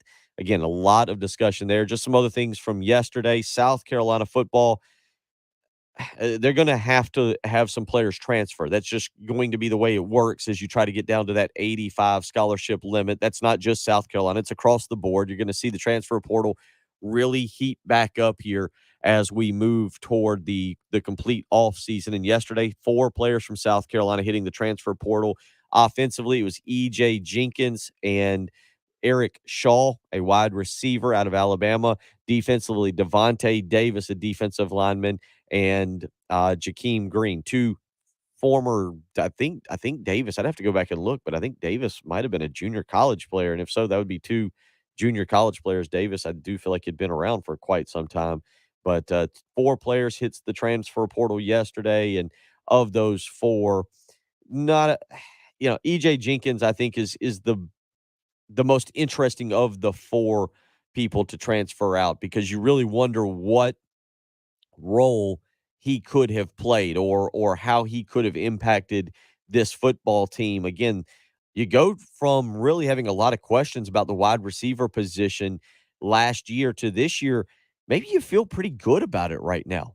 Maybe you go into the summer months right now, boy, saying, okay, I think we have something here with which we can work with on the wide receiver position. And we've seen Antoine Wells now. We know what Josh Vann is. Corey Rucker's coming in. Amarion Brown had a really good a really good bowl game. Xavier Legette has been a guy that has been talked about a lot. And supposedly Perry Orth mentioning him during his segment earlier. South Carolina all of a sudden goes from really a lot of questions at the wide receiver position a year ago to maybe feeling pretty good about it. And to talk a little bit about that wide receiver position as well as the rest of the team, joining me now, good buddy, good friend, guy that I've known for a long time, JC Shurburtt, who it's still cold up in Chicago, isn't it? I think I saw snow somewhere up there. So it's not exactly warm spring weather up there just yet, is it? Well, it snowed yesterday. And then this is you know how down south, Bill, like we have that week in March where everybody has to get the sweaters back out. It's the 30s and 40s. And then it's pretty much spring weather from then on, because February kind of messes with you down south. And, it's in the 60s half the time, golfing weather, and then half the time it's not. Then March has that one cold. Well, up here, there's that one snow. And every year I've been up here during this time, it's been either the 15th, 17th, and then this year was the 18th. You have one day where it snows. It was like a dusting, maybe half an inch or something like that, and it's all melted now. So it's supposed to be in the 80s on Saturday, and that's good weather up north when it's in the 80s. that is especially this time of year. Baseball getting going, the Cubs, the White Sox. So a lot better to be at the ballpark there than when there's the snow on the ground. That's never any fun. Down here, JC, Saturday was great. A little rain in the morning, but other than that, it was absolutely fantastic. And let's just start with this administration, this athletic department at South Carolina promoting this game. And I really think what they did, the way either you want to give credit to Shane Beamer, you want to give credit to Ray Tanner or Eric Nichols or whomever, I thought they really did very well promoting the event on Saturday night and making it not just fun for the fans, but also an event where recruits really could feel welcome and see the excitement for this football program right now. Yeah, I think it's all the above. Beamer, Tanner, Nichols, they all did a great job. I think the fans deserve a lot of credit too for showing up. And it was a good weekend. The baseball team came through with a series win, and then certainly a very well played spring game. A lot of, I guess, excitement. The players looked like they were ready to go play. Not a lot of huge, egregious errors, and most importantly, as Coach Spurrier used to say, nobody got hurt. That was a positive thing, I think, because this team has to stay healthy, I think, to really reach its goals. There's still depth issues, but they're always in South Carolina. One of the things that doesn't get talked about enough about the Spurrier era is they felt like during that era, their top 33 could compete with anybody, but they were fanatical about keeping that team healthy. If they had to come out in shorts on a Tuesday, they'd do it. And that was one of the things you don't talk about with Spurrier a whole lot, but they managed to stay healthy outside of obviously Marcus Lattimore's injury and some other things here and there, and obviously won a lot of games. And I think that's going to be key for this team this year too. He's JC Shurburtt joining us from the BigSpur.com, 24/7 Sports. And just offensively, let's start there. Marcus Satterfield, certainly major topic of discussion last year, especially at the end of the year. Did you see anything different with the offensive scheme on Saturday night that maybe changed an opinion? It's one game. I don't know how much you read into a spring game, but did you see anything different schematically, or was it just having a former Heisman frontrunner, having a guy who we thought this time last year would be preparing to be the number one draft pick this year? Was it anything Satterfield did, or did you like the offense maybe a little bit more because of the guy throwing the passes? No, I think the players, the returning players are better, and the newcomers are good.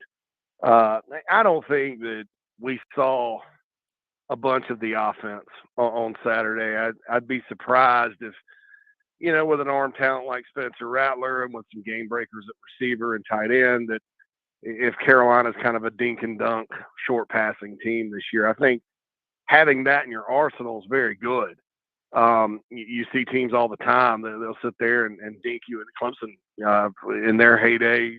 I'm not saying their heyday's over, folks, but Clemson will do that to you. They'll sit there and tunnel screen you and bubble screen you to death, and then boom, they go up over the top. So there's nothing wrong with that. I mean, I think that's and I would have liked to have seen more of that last year. The Missouri game comes to mind with that kind of quick passing game to kind of get teams to back off. And then once they come up to try to stop it, you go up over the top. And, I think everybody in the stadium would have loved to have seen Rattler connect with Wells. But the beauty of that play, or one of those plays, was that he found Leggett going up the sidelines, got off the first read and went to the other one. And that was a beautiful pass, and I think when you have a quarterback that can make plays like that, you're going to be able to do a lot of big things because, I don't know how much defense is really respected South Carolina's passing game last year. I don't know that everybody loaded the box, but there were several times where opposing teams would just attack the line of scrimmage and say, you are not going to run the ball. And then Carolina couldn't in some cases, and that's when they usually struggled. So, as far as Marcus Satterfield goes and the play calling and all that, it's going to take probably 4 games to really get a feel of it next year. So, I think some people were a little critical, some fans and stuff, but I wouldn't read too much into it. I mean, you think about the spring game last year, Bill, it was just a half basically of scrimmaging, and they basically just ran it up the middle most of the time. Very few passes called at all. So, there's more passing this year than last year. And, I think it was very basic, and that's what you do in a spring game. You don't really show too much and all that. I mean, Steve Spurrier did. But Steve Spurrier, what people don't realize about this either is he has his plays, steamers and all that. But when he would get into games week to week, he'd switch up the formations on you. So it was the same play, Bill, but it was different formations in different games. And that was sort of how he was able to, with his shifts and all that, have the element of surprise. So, hey, I'm definitely not complaining about any kind of play calling or anything like that at this point. I thought, it was a well-played game, very few mistakes, that kind of thing. He's, again, JC Shurburtt joining us this morning. If you're not already, follow him on Twitter at JC Shurburtt. Running back, is it fair is it fair to have the discussion that this tandem of Marshawn Lloyd and maybe not even a tandem, JC, but maybe you say a trio of Marshawn Lloyd, Christian Bill Smith, and Juju McDowell could be better or have a higher upside than that of Kevin Harris and Zaquandre White? I'd throw Rashad Amos in there too, and I didn't think Lavasse Carroll looked bad. I mean, I think he's got to get back used to playing running back, but it's hard just because those guys. I mean, you're talking about a guy that led the SEC in rushing one year, and then last year sort of went out with a bang, and then Zaquandre really helped turn the team around with some of his play in some of the wins. But I think when you're talking about Marshawn Lloyd and a healthy, confident Marshawn Lloyd, there's a reason he was supposed to start over Harris and White and Fenwick and those guys in 2020. I mean, people forget that. He was the number one tailback coming out of camp. And I remember getting a text from, some staff members after he hurt himself going, my goodness, we're just going to have to get these guys to step up, and they did that, with Kevin Harris. And then Fenwick played pretty well too. Last year, I think there were a lot of issues with the run game. I previously mentioned teams kind of loading up on them. Offensive line couldn't get a push in a lot of games. The passing game kind of affected the run game, so a lot of backs never really got going. I think this year, you got 7 guys back that have started on the offensive line. They looked improved the other night. And then you got a guy in Lloyd that talent-wise, when you talk about raw talent, he's more talented than those other 2 guys. You got Bill Smith, who's an excellent proven back at the Power 5 level. And then, it seems like every time Juju McDowell touches the ball, he does something great. So, I think it's a fair comparison to last year. And I think overall, regardless of whether White and Harris end up being, great in the NFL or not, it's fair to say the run game is tracking toward being improved this year. And that's huge. That's huge because it's complementary football. That's going to open up opportunities downfield if Carolina's able to run it successfully. Oh, look at that. It's like you've done radio before. That's a perfect segue. JC Shurburtt joining us this morning at thebigspur.com. Make sure you get over there for all the great information. I see they have a VIP room up from last night. A lot of great recruiting information, baseball, basketball, football, all in that. So make sure you get over to thebigspur.com this morning to check out last night's VIP room. You mentioned that, the downfield passing game. It's interesting, JC. Yesterday, E.J. Jenkins transfers out, and I feel like in years past, even though right now we still are looking for more proven production. Josh Van's proven it. Juice Wells, I think, will. Marion Brown's there. A lot of people talk about Xavier Legette, DeCarrion Joyner. Who knows what kind of impact he has. Landon Sampson's coming in at wide receiver. But I feel like if E.J. Jenkins had transferred out maybe a year or two ago, if you had a guy like that, everybody would be freaking out this morning.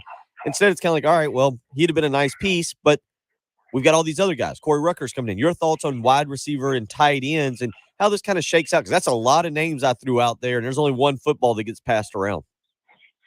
Yeah, and look, EJ, I think last year, one of the great things he did was when he was on the outside, kind of down the stretch, especially in the bowl game and the Florida game and the Auburn game, he was a devastating blocker out there. I mean, you get man on man, you take that defensive back out, that's very helpful, I think, to the run game.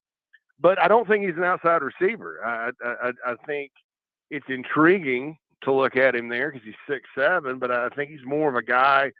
I always said teams should play him kind of like Spurrier played Jared Cook when Cook was here. Cook was a tight end technically, but sort of played at that attack. I guess they call it the split role or something like that. The flex role. Kind of a guy that can go across the middle, the short passes, the inside guy, kind of like a big slot almost.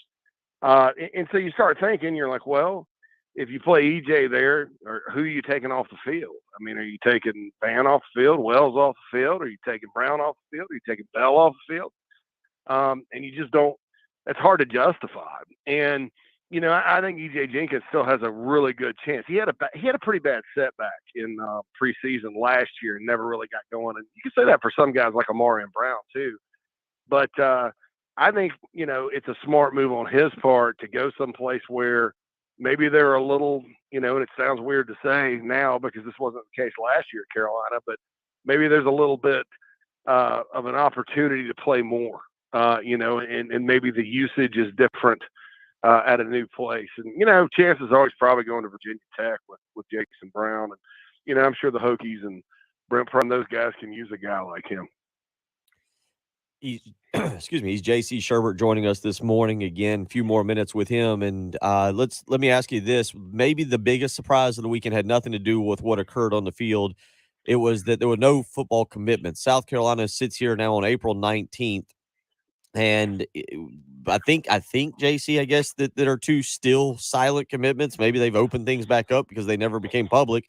But your take right now on recruiting, because I know a lot of people out there look at it, and usually you get one, maybe one in March, maybe you get kind of two in early April. You get one. I think when you and I were working together, I was just happened to be standing there, and I see Connor Shaw committing to Steve Spurrier and G.A. Mangus, I believe, and we were able to break that and report that. But the fact that you come out of the spring game and at least publicly no commitments, what do you tell fans? What do you make of South Carolina recruiting right now? Is they're in on a lot of guys, but just nobody jumping in the boat? Well, I'd say this. I'd say don't assume that your timeline as a fan is the same as a recruit, and don't assume just because these quote unquote non-public commitments have lingered that they're not going to ultimately happen. And if you think about it, we've had this thing where the head coach announces commitments on Twitter since the Muschamp era, right? The Spurs up then and the welcome home now. And there's never been a Spurs up or a welcome home that did not come to fruition. There's been silent commits that haven't been out there from the head coach, like Tank Bigsby, that didn't ultimately happen. But, that's a silent commit. This is not really, by definition, these are not silent commits. These are public commits that haven't gone public yet. If that makes any sense, it probably doesn't. But I wouldn't worry about it just because of the history. I mean, there's a first time for everything in recruiting. And so I would be dumb if I sat here and said, well, it's never going to happen where there's a welcome home and then not a public follow-up and somebody gets cold feet. But I still think, until it's not, it is, if that makes sense. Until it's not a situation where you can trust it, and you have no reason not to for the past 7 years, then people should trust it, and move forward. And I think, the next step here in recruiting is to land more blue chip guys from the high school ranks. And I say next step because I don't think there's a mandate necessarily to do that, but I do think that's kind of the, keep getting better with these classes and stacking one on top of the other and things like that. And, I think they're in great position to do that regardless of the timelines for public announcements. Couple more minutes with JC Shurburtt, and as we kind of stay on recruiting, you look around the state, and one of the big names I think that if South Carolina can land, because of his proximity to Clemson, or I shouldn't say proximity because Dorman's about the same to Clemson as it is to South Carolina, but Dorman seems to have always been a Clemson stronghold. Marquis Anderson, the offensive lineman up there, I believe he's the number one player in the state, or if not, he's right there. He's one or two.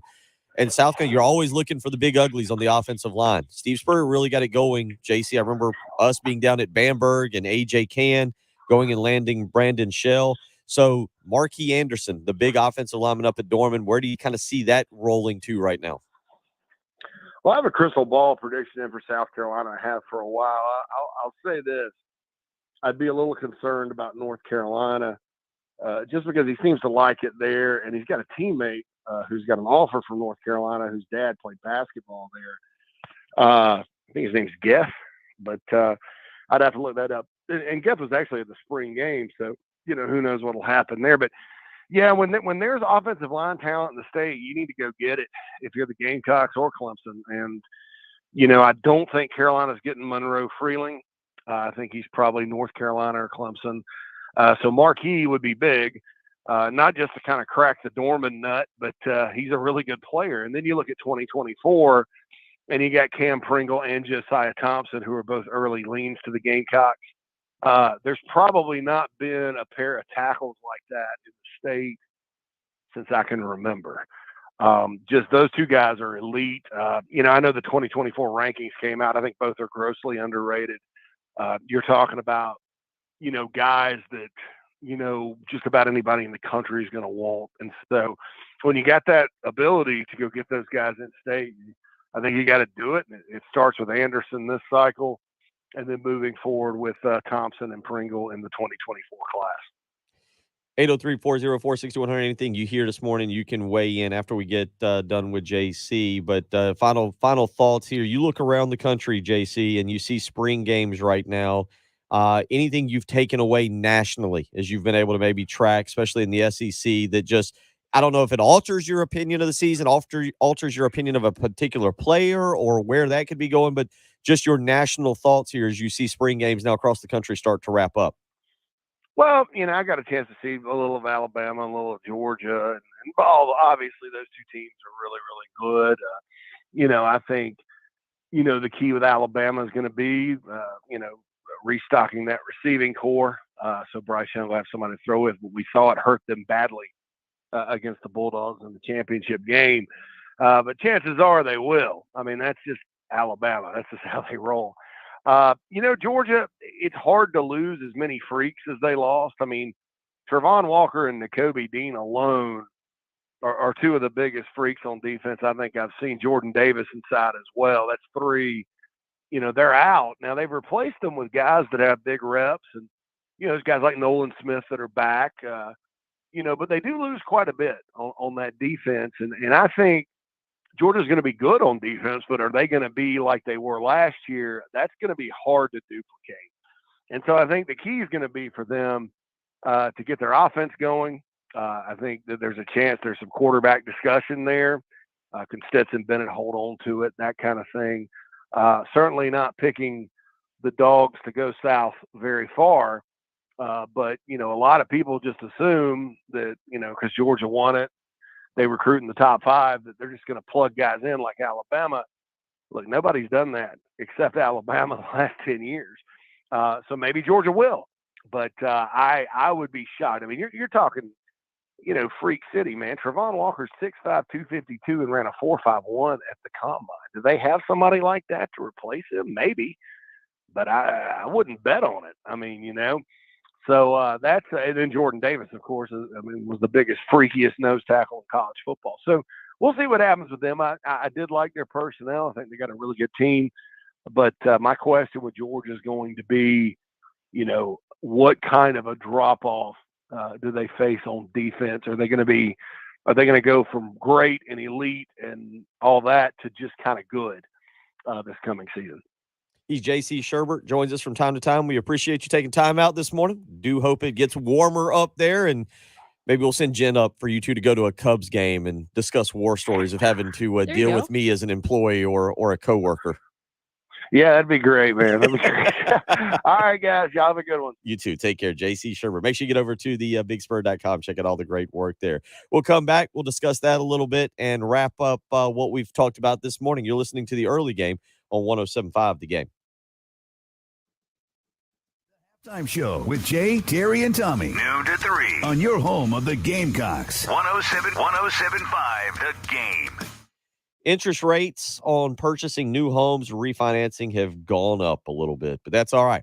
You've still got time to get a great deal. You just need to call my broker, your broker, our broker, Benji Getsy with Buford Lending. You can give him a phone call this morning, 843-524-2404. Get a free evaluation of your current mortgage situation. Let Benji take a look at it, see what he can do for you, help save you a little bit of money. He wants to earn your business and tell you how he can do that. So you just need to give him a phone call, 843-524-2404. Or again, you can visit them on the web. Buford.mortgage is the way to do that. In this time of raising rates, of the rising interest rates, you need to have a mortgage broker with experience. And Benji Getsy comes with 25 plus years of experience. He'll know how to shop and lock your rate in today. So if you're purchasing, you need to call Benji Getsy and Buford Lending, 843-524-2404. Whether you're a first-time home buyer, whether you're looking to purchase a new home, or maybe you're looking to refinance, put some money back in your pocket and maybe put it toward a summer vacation or some kind of big house project, Benji Getzy and his team at Buford Lending are there to help you. 843-524-2404. Again, that's 843-524-2404. Or you can visit them on the web, Buford.mortgage. Give Benji Getzy and Buford Lending a call today, 843-524-2404. 107.5 The Game traffic from the Shepherd's Glass Traffic Center. Shepherd's Glass, a true reflection of quality. shepherdsglass.com. Well, things certainly have picked up out on the highways. My goodness, kind of a list of accidents here. Sparkleberry Lane and Grace's Way, a report of a tie-up there. Also, Old Cherokee Road at Wiseberry Road in Lexington. Longtown Road at Clemson Road, an accident there. An object on the roadway has been reported at I-20 westbound around 277, so just approach that area with caution. Downtown Columbia, Hampton Street at Hugie, an accident there. Charleston Highway just south of Old Wire Road, and find an accident at Fontaine Road at Enoch Road. So do be careful out there this morning if you would. Forecast, well, it's cooperating. It's sunny and chilly today, 66 for the high, overnight low of 40, some potential frost in the morning, 72 for your high on Wednesday, and on Thursday, partly cloudy and 77. But it's kind of holding steady right now. It's about 46 at 107.5 The Game.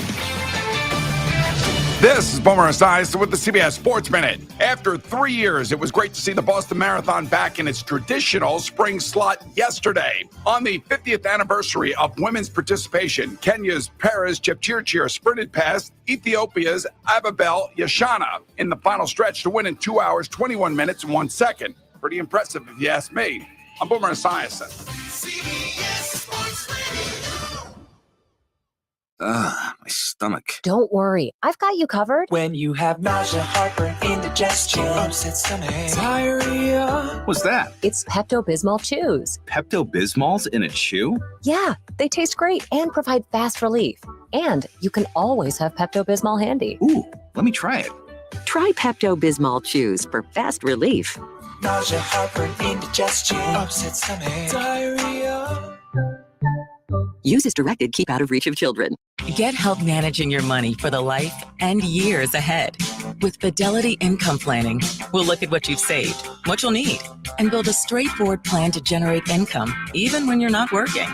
A plan that gives you the chance to grow your savings and create cash flow that lasts. Plus, you can start, stop, or adjust your plan at any time without the unnecessary fees. Talk to us today so we can help you go from saving to living. Fidelity Brokerage Services, member NYSE SIPC. Sponsored by ExpressPros.com. For inspiration to reach your goals, join Ben Nemtin to get on track with 5 steps to make the seemingly impossible possible. Register at ExpressPros.com/ExpressTalks. A free virtual event May 5th from Express Employment Professionals. ExpressPros.com. Hey Midland, Scott here from Traditions Fine Jewelers. With spring right around the corner, we're celebrating with some price-worthy spring specials. How about a Mind half-carat total weight diamond stud earring for just $3.99? Or a 1-carat lab-grown diamond for just $14.99? Or, if you're looking for something bigger, how about Mind 1-carat total weight diamond studs for just $9? There we go. I feel like Patrick's more the king of the live stream where he's able to get his hot takes in, whereas I like to stand up and walk around during the program. Stretch it out. 20% off. Only Traditions Fine Jewelry. Now with 2 locations to serve. Sunset Boulevard in Lexington. And I just play with audio files all morning. There you go. Text Kyle Thompson and see if he's good for tomorrow. What are you doing? Are you like preparing? I know. Before the show even ends, I'm already preparing. Wow. It's a big day for you. I know. Well, I'm trying to, And tomorrow is Austin's birthday, and Yay. it's one of the first times I've ever not like letting him stay home on his birthday. But they need to go to school on their birthday, right? Like, isn't that the... Yeah. Because my birthday's in the summer, so I never got to go. We did pretend birthdays. So, like, there was a day during the school year so that you still got to celebrate your birthday with friends, but it wasn't the same, you know? Yeah, I mean, I always win. I don't know. I probably get more stressed out about my kids' birthdays than they do. Like, I feel like I'm letting them down or something. But we're gonna give him next Monday off. But also, he'll have played in a soccer tournament. We'll be in Charleston, so let him have a beach day. Hope I need to look at the weather. I think that sounds fun.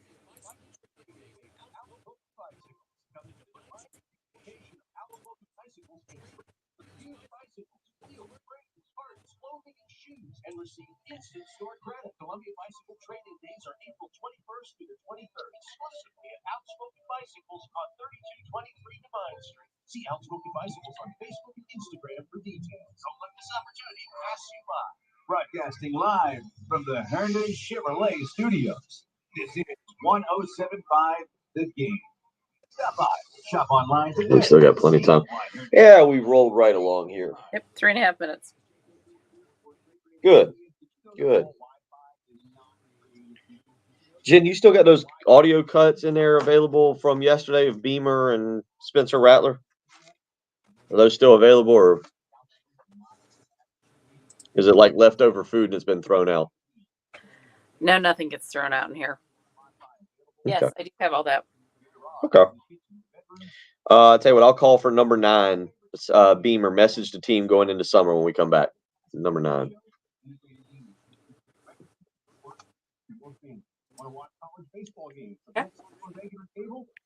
It is prepared.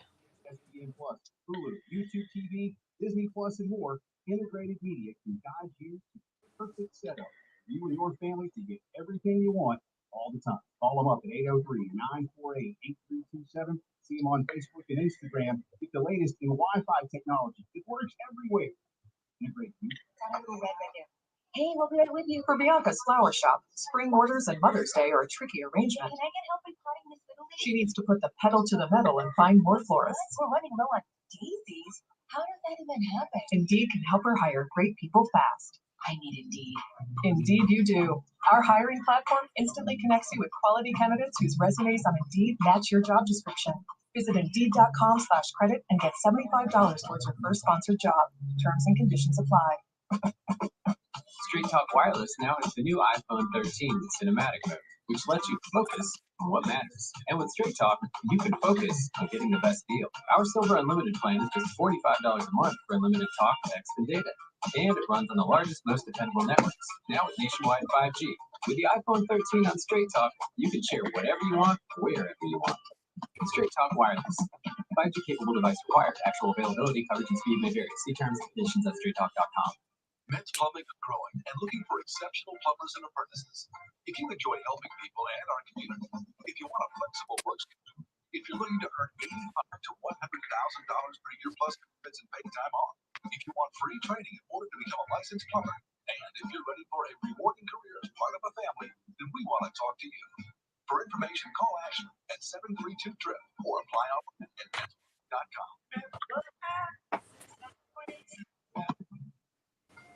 What we're talking about on 1075 The Game. Sponsored by Love Chevrolet.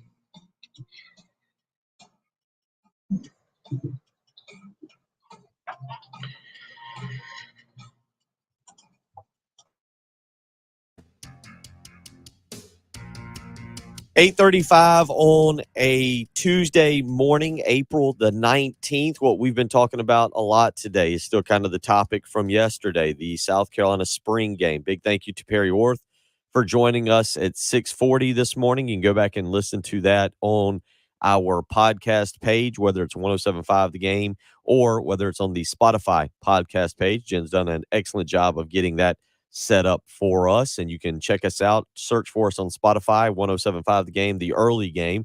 Or, as always, you can go and follow along on our YouTube page. Go to youtube.com, search 1075 The Game. Click subscribe, be a part as Larry and Rick this morning on the Buford Lending live stream have been picking on our resident Clemson fan there, Troy Jeffcoat, who has been on the live stream. So you can get in there and maybe make fun of our resident Clemson fan, Troy, as well. Give him a little bit of a good morning noogie if you'd like to do it. A lot of people get involved in there, make their own chat room. So if you want to do that, go to youtube.com, search, click subscribe. Go to youtube.com Facebook.com, search 1075 The Game, and you can find our YouTube page where we do a lot more on that than just live stream the show. 803-404-6100. Again, we have talked a lot this morning about the spring game, talked about offense, talked about defense. We'll kind of continue to break things down. Tomorrow morning at 6:30, we will be joined by Brad Crawford and talk South Carolina spring game again to get his take. But we'll also get his take, just like we did with JC Shurburtt, on the national scale of things. How much does spring games really change your opinion of teams, players? I don't know. It's fun to get excited about it, but does it really make you say, "Oh, okay, I saw enough there that now makes me think we're going 9-3 or 10-2 or whatever it may be." So we'll catch up with Brad Crawford of 24/7 Sports tomorrow morning. One thing we have talked about now, as we transfer out, as we move away from what occurred Saturday night, now you get ready for SEC Media Day. You get ready for September 3rd and Georgia State coming to town. How does South Carolina get better? Part of what Shane Beamer talked about on Tuesday night was the message to his team going into summer. Here's what he told his team following the spring game on Saturday night. Yeah, we'll meet again on, like I said, I'll start the individual meetings with them on Monday, and we have a team meeting on Wednesday morning, as they get into exams, just recapping the spring and getting organized going forward. But, I told them in the locker room, and we'll tell them again on the next time we meet as a team. One, just I love coaching them. I mean, I love the way they work, and we have not had a practice all spring where you walk off the field and say, man, we wasted today, or we didn't get better. I mean, they worked. And if anything, I think I've told you guys before, I mean, they get mad at me when I don't let them go full speed and tackle live to the ground every single practice. I mean, if anything, we got to tell them to slow down and pull back a little bit. So I told them in the locker room, I love coaching them. I love the way they work. Told them that we've gotten off to a great start in 2022 with the work we've put in the weight room in January, February, and March, and then what we've done in spring practice. But we got a lot of work, that we have to do as well, and we need to have a great summer, and as we go into the season. But we certainly have gotten better since January, and now we got to take another big step as we go into the summer and then preseason camp.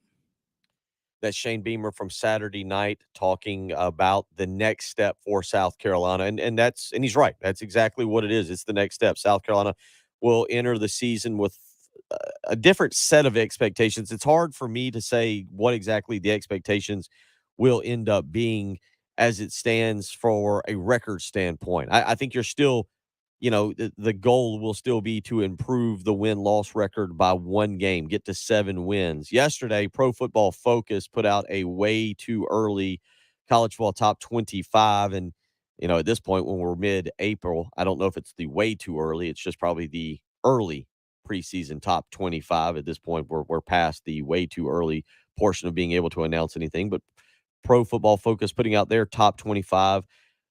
Alabama, Ohio State, Georgia, Clemson, and Michigan are your top 5 teams, according to Pro Football Focus. Texas A&M is at number 6. Utah, Southern Cal, Oklahoma, and Wake Forest, 7, 8, 9, and 10. Then you get down there, and they've got South Carolina at 15 in their way too early top 25. Again, this is Pro Football Focus. They've got 11, 12, 13, 14 is Notre Dame, Arkansas, Pittsburgh, and Texas. And then again, you get South Carolina. Miami checks in at 16. North Carolina State, Kentucky, BYU, and Baylor round out the top 20. And then 21 through 25 is Wisconsin, Tennessee, Houston, Mississippi, and Oregon. It is interesting, and I think this is something you watch as we talk about the preseason expectations and the preseason excitement. We made a lot of fun. I should just blame it all on Patrick since he's not here, but we combined. We made a lot of fun of Josh Heupel and Tennessee in the preseason, but Josh Heupel and Tennessee had a really good season. They did some really good things, and the way they beat South Carolina up in Knoxville, I know it's just one game, but the way they beat South Carolina makes you wonder, I think, or makes me wonder. It makes me have a hard time putting South Carolina ahead of Tennessee when I go to SEC Media Day and go to put in my SEC East standings, or SEC preseason predictions. I'll be honest with you. If I've got to go ahead right now, if they were to send me the little form right now to fill out my SEC East predictions, I'd have Georgia 1, obviously. I'd probably have Kentucky 2. Probably have Kentucky 2. I might have Tennessee 2. I'm very undecided on that. Again, this is April. I'll have a better decision um, when we get to July. But I'd have Kentucky and Tennessee 2 and 3. And then you try to figure out, okay, South Carolina, Florida, Missouri.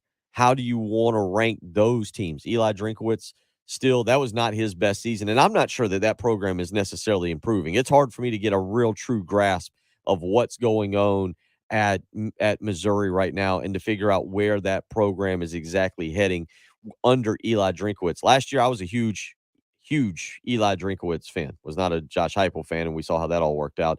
But again, you go back from Missouri last year, and they go 6-7. They lose to Army in the Armed Forces Bowl. They did beat Florida and South Carolina to end the season. That Florida game, they win in overtime. They lost to Arkansas on the Friday after Thanksgiving.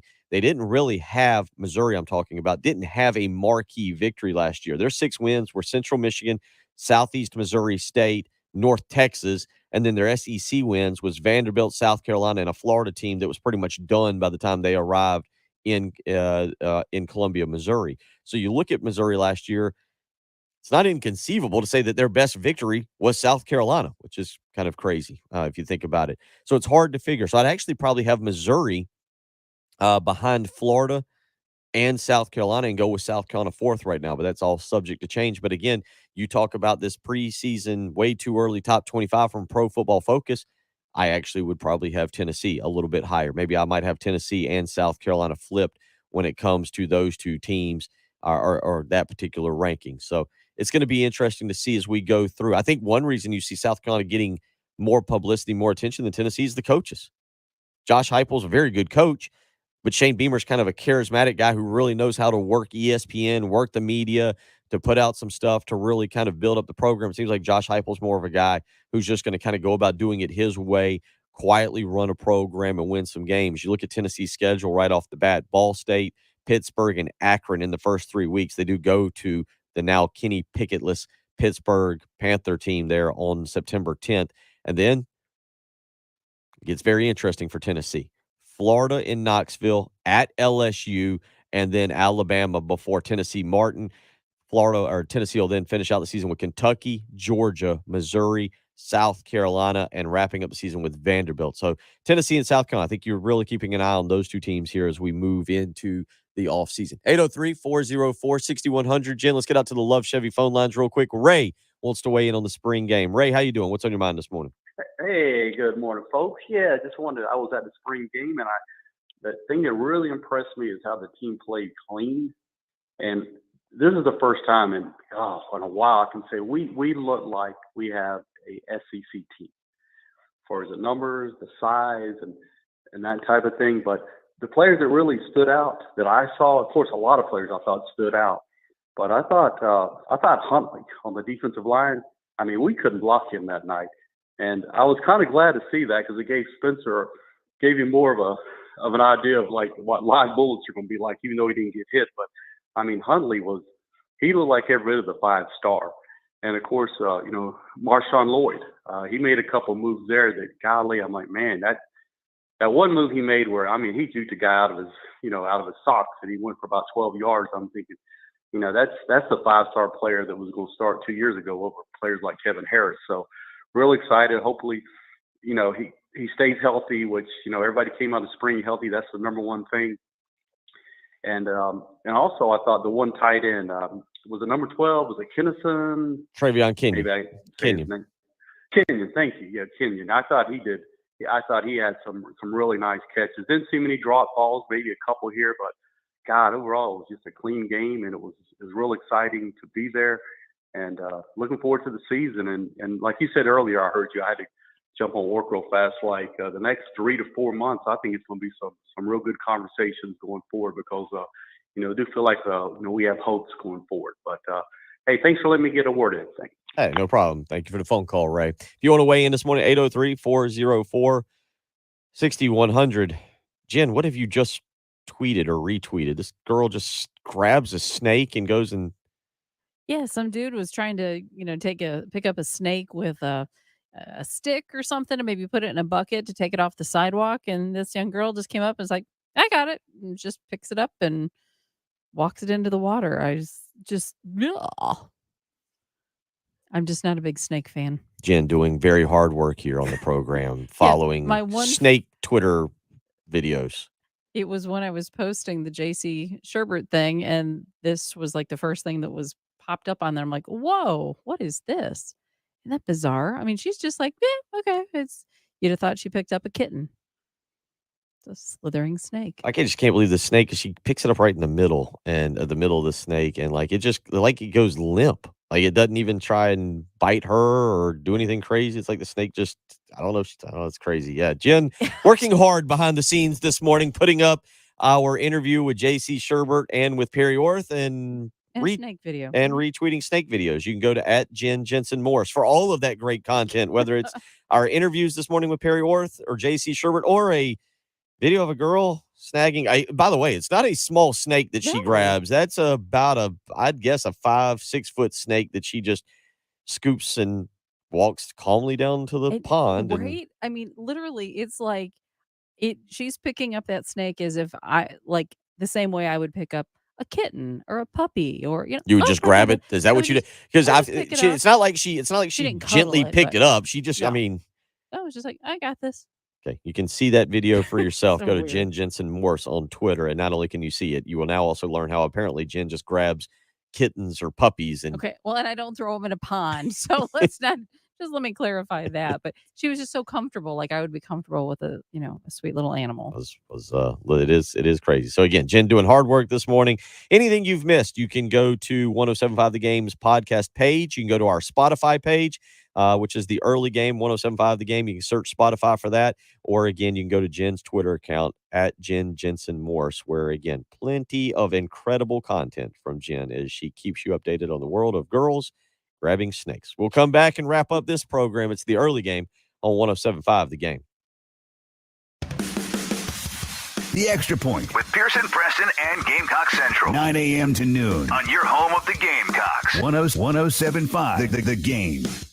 Okay, yeah. If you ever have a snake in your house, apparently I don't know what to do. I really would have no clue what to do. Don't call me. Yeah, don't call Jen. And don't call for that. You don't call Zero Res. If you have a dirty home, however, if you've got your rugs, your tile, your carpet, your upholstery, if they're dirty, if they've got mud on them, the kids have tracked them in, you've tracked it in, running from snakes, now you want to call Zero Res. That's a great reason to call Zero Res.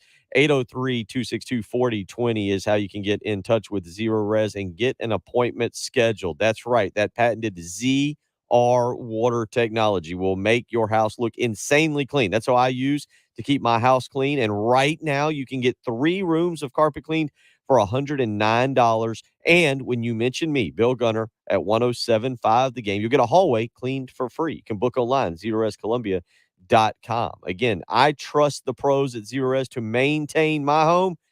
You need to do the same. 803-262-4020, or you can book online, ZeroResColumbia.com. Again, right now, 3 rooms of carpet cleaned for $109. And when you mention me, Bill Gunner, on 1075 The Game, you'll get a hallway cleaned for free. So don't hesitate. Call Zero Res or book online, ZeroResColumbia.com. Zero Res, spell it backwards or forwards. It's the right way to clean. 1075 The Game traffic from the Shepherd's Glass Traffic Center. Shepherd's Glass, a true reflection of quality. ShepherdsGlass.com. Lots of things to let you know about out on the highways. I-77 southbound at Faro Road, the left lane is currently blocked. Also a tie-up Charleston Road at Rolling Meadows Lane, she says. Fontaine Road at Two Notch Road, an accident there. Also Longtown Road at Clemson Road, an accident. In Lexington, Old Cherokee Road at Wise Ferry. Platte Springs Road at South Lake Drive. And Sparkleberry Lane at Grace's Way. Forecast looks pretty good, though. Going to be chilly today, or at least a little bit cooler. I mean, it's 66, not too bad, but overnight low of 40. And then tomorrow, high of 72. Right now, it's holding kind of steady at 46, 1075 The Game. Sponsored by April is Indeed. Showering your Indeed.com. company with open job positions, check out Indeed. They're all in one. Sam, I don't know if you'll be able to first job today and get hiring by visiting. You might have to copy and paste that link, but you can see this is, of course, that's the link that I just read off of. I'm not sure what PFF, but yeah, I mean, it says Pro Football Focus.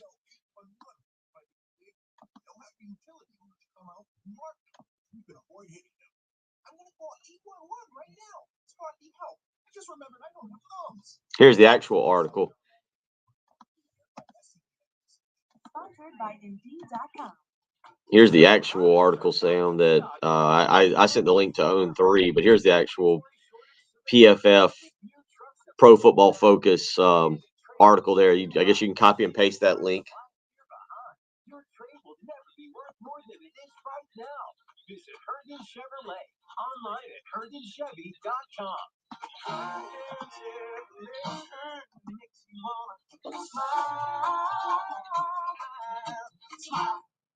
Whether it's a bad fit, nagging back pain, or a hip that has you hopping. Oh, And South Carolina's most preferred. looks like Frank Martin got a big pickup in the transfer portal. Prisma Health provides all the gear you need. With more expertise, more technology, and more locations closer to you.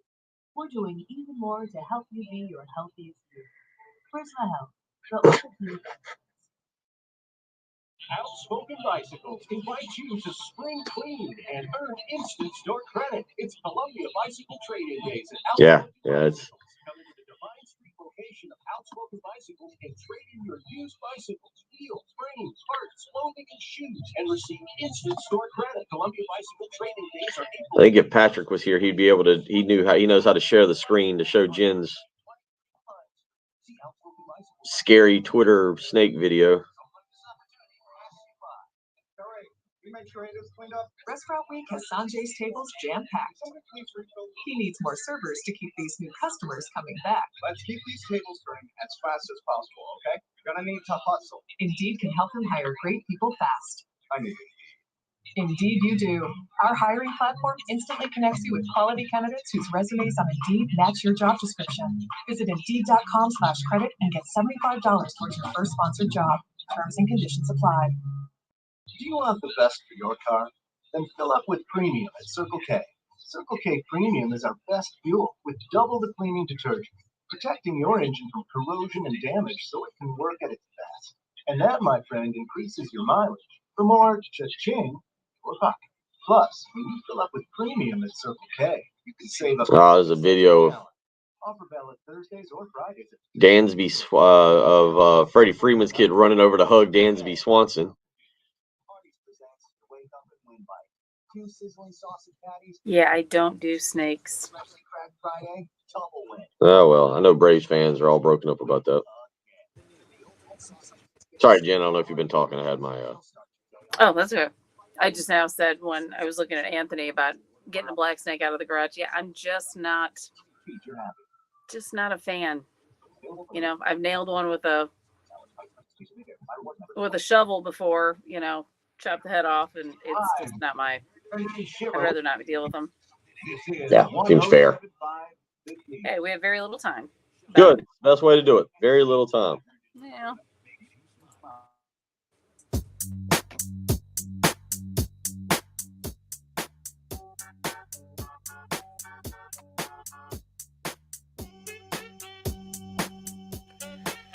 Big thank you to Perry Orth and to JC Shurburtt for joining us today on the early game. Anything you've missed, again, you can go to Jen's Twitter account at Jen Jensen Morse. Make sure you follow her. Make sure you follow our own Patrick Perrette as well at _Patrick Perrette is how you can follow Jen and Patrick.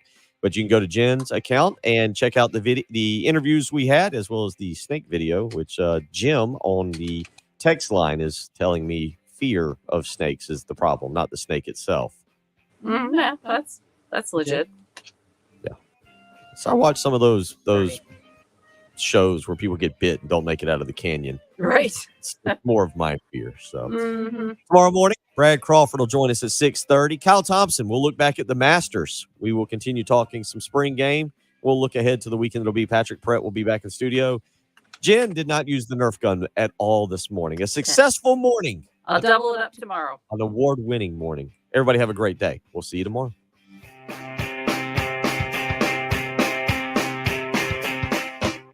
Gamecocks, Braves, the NFL with live local radio. 107.5 The Game, WNKT FM, Eastover, Columbia. A Cumulus Media. All right, everybody. Thank you. Have a great Tuesday morning. Great Tuesday. Patrick will be back tomorrow for another exciting day. Hope you all have a great day. See you guys. Take care. What's on?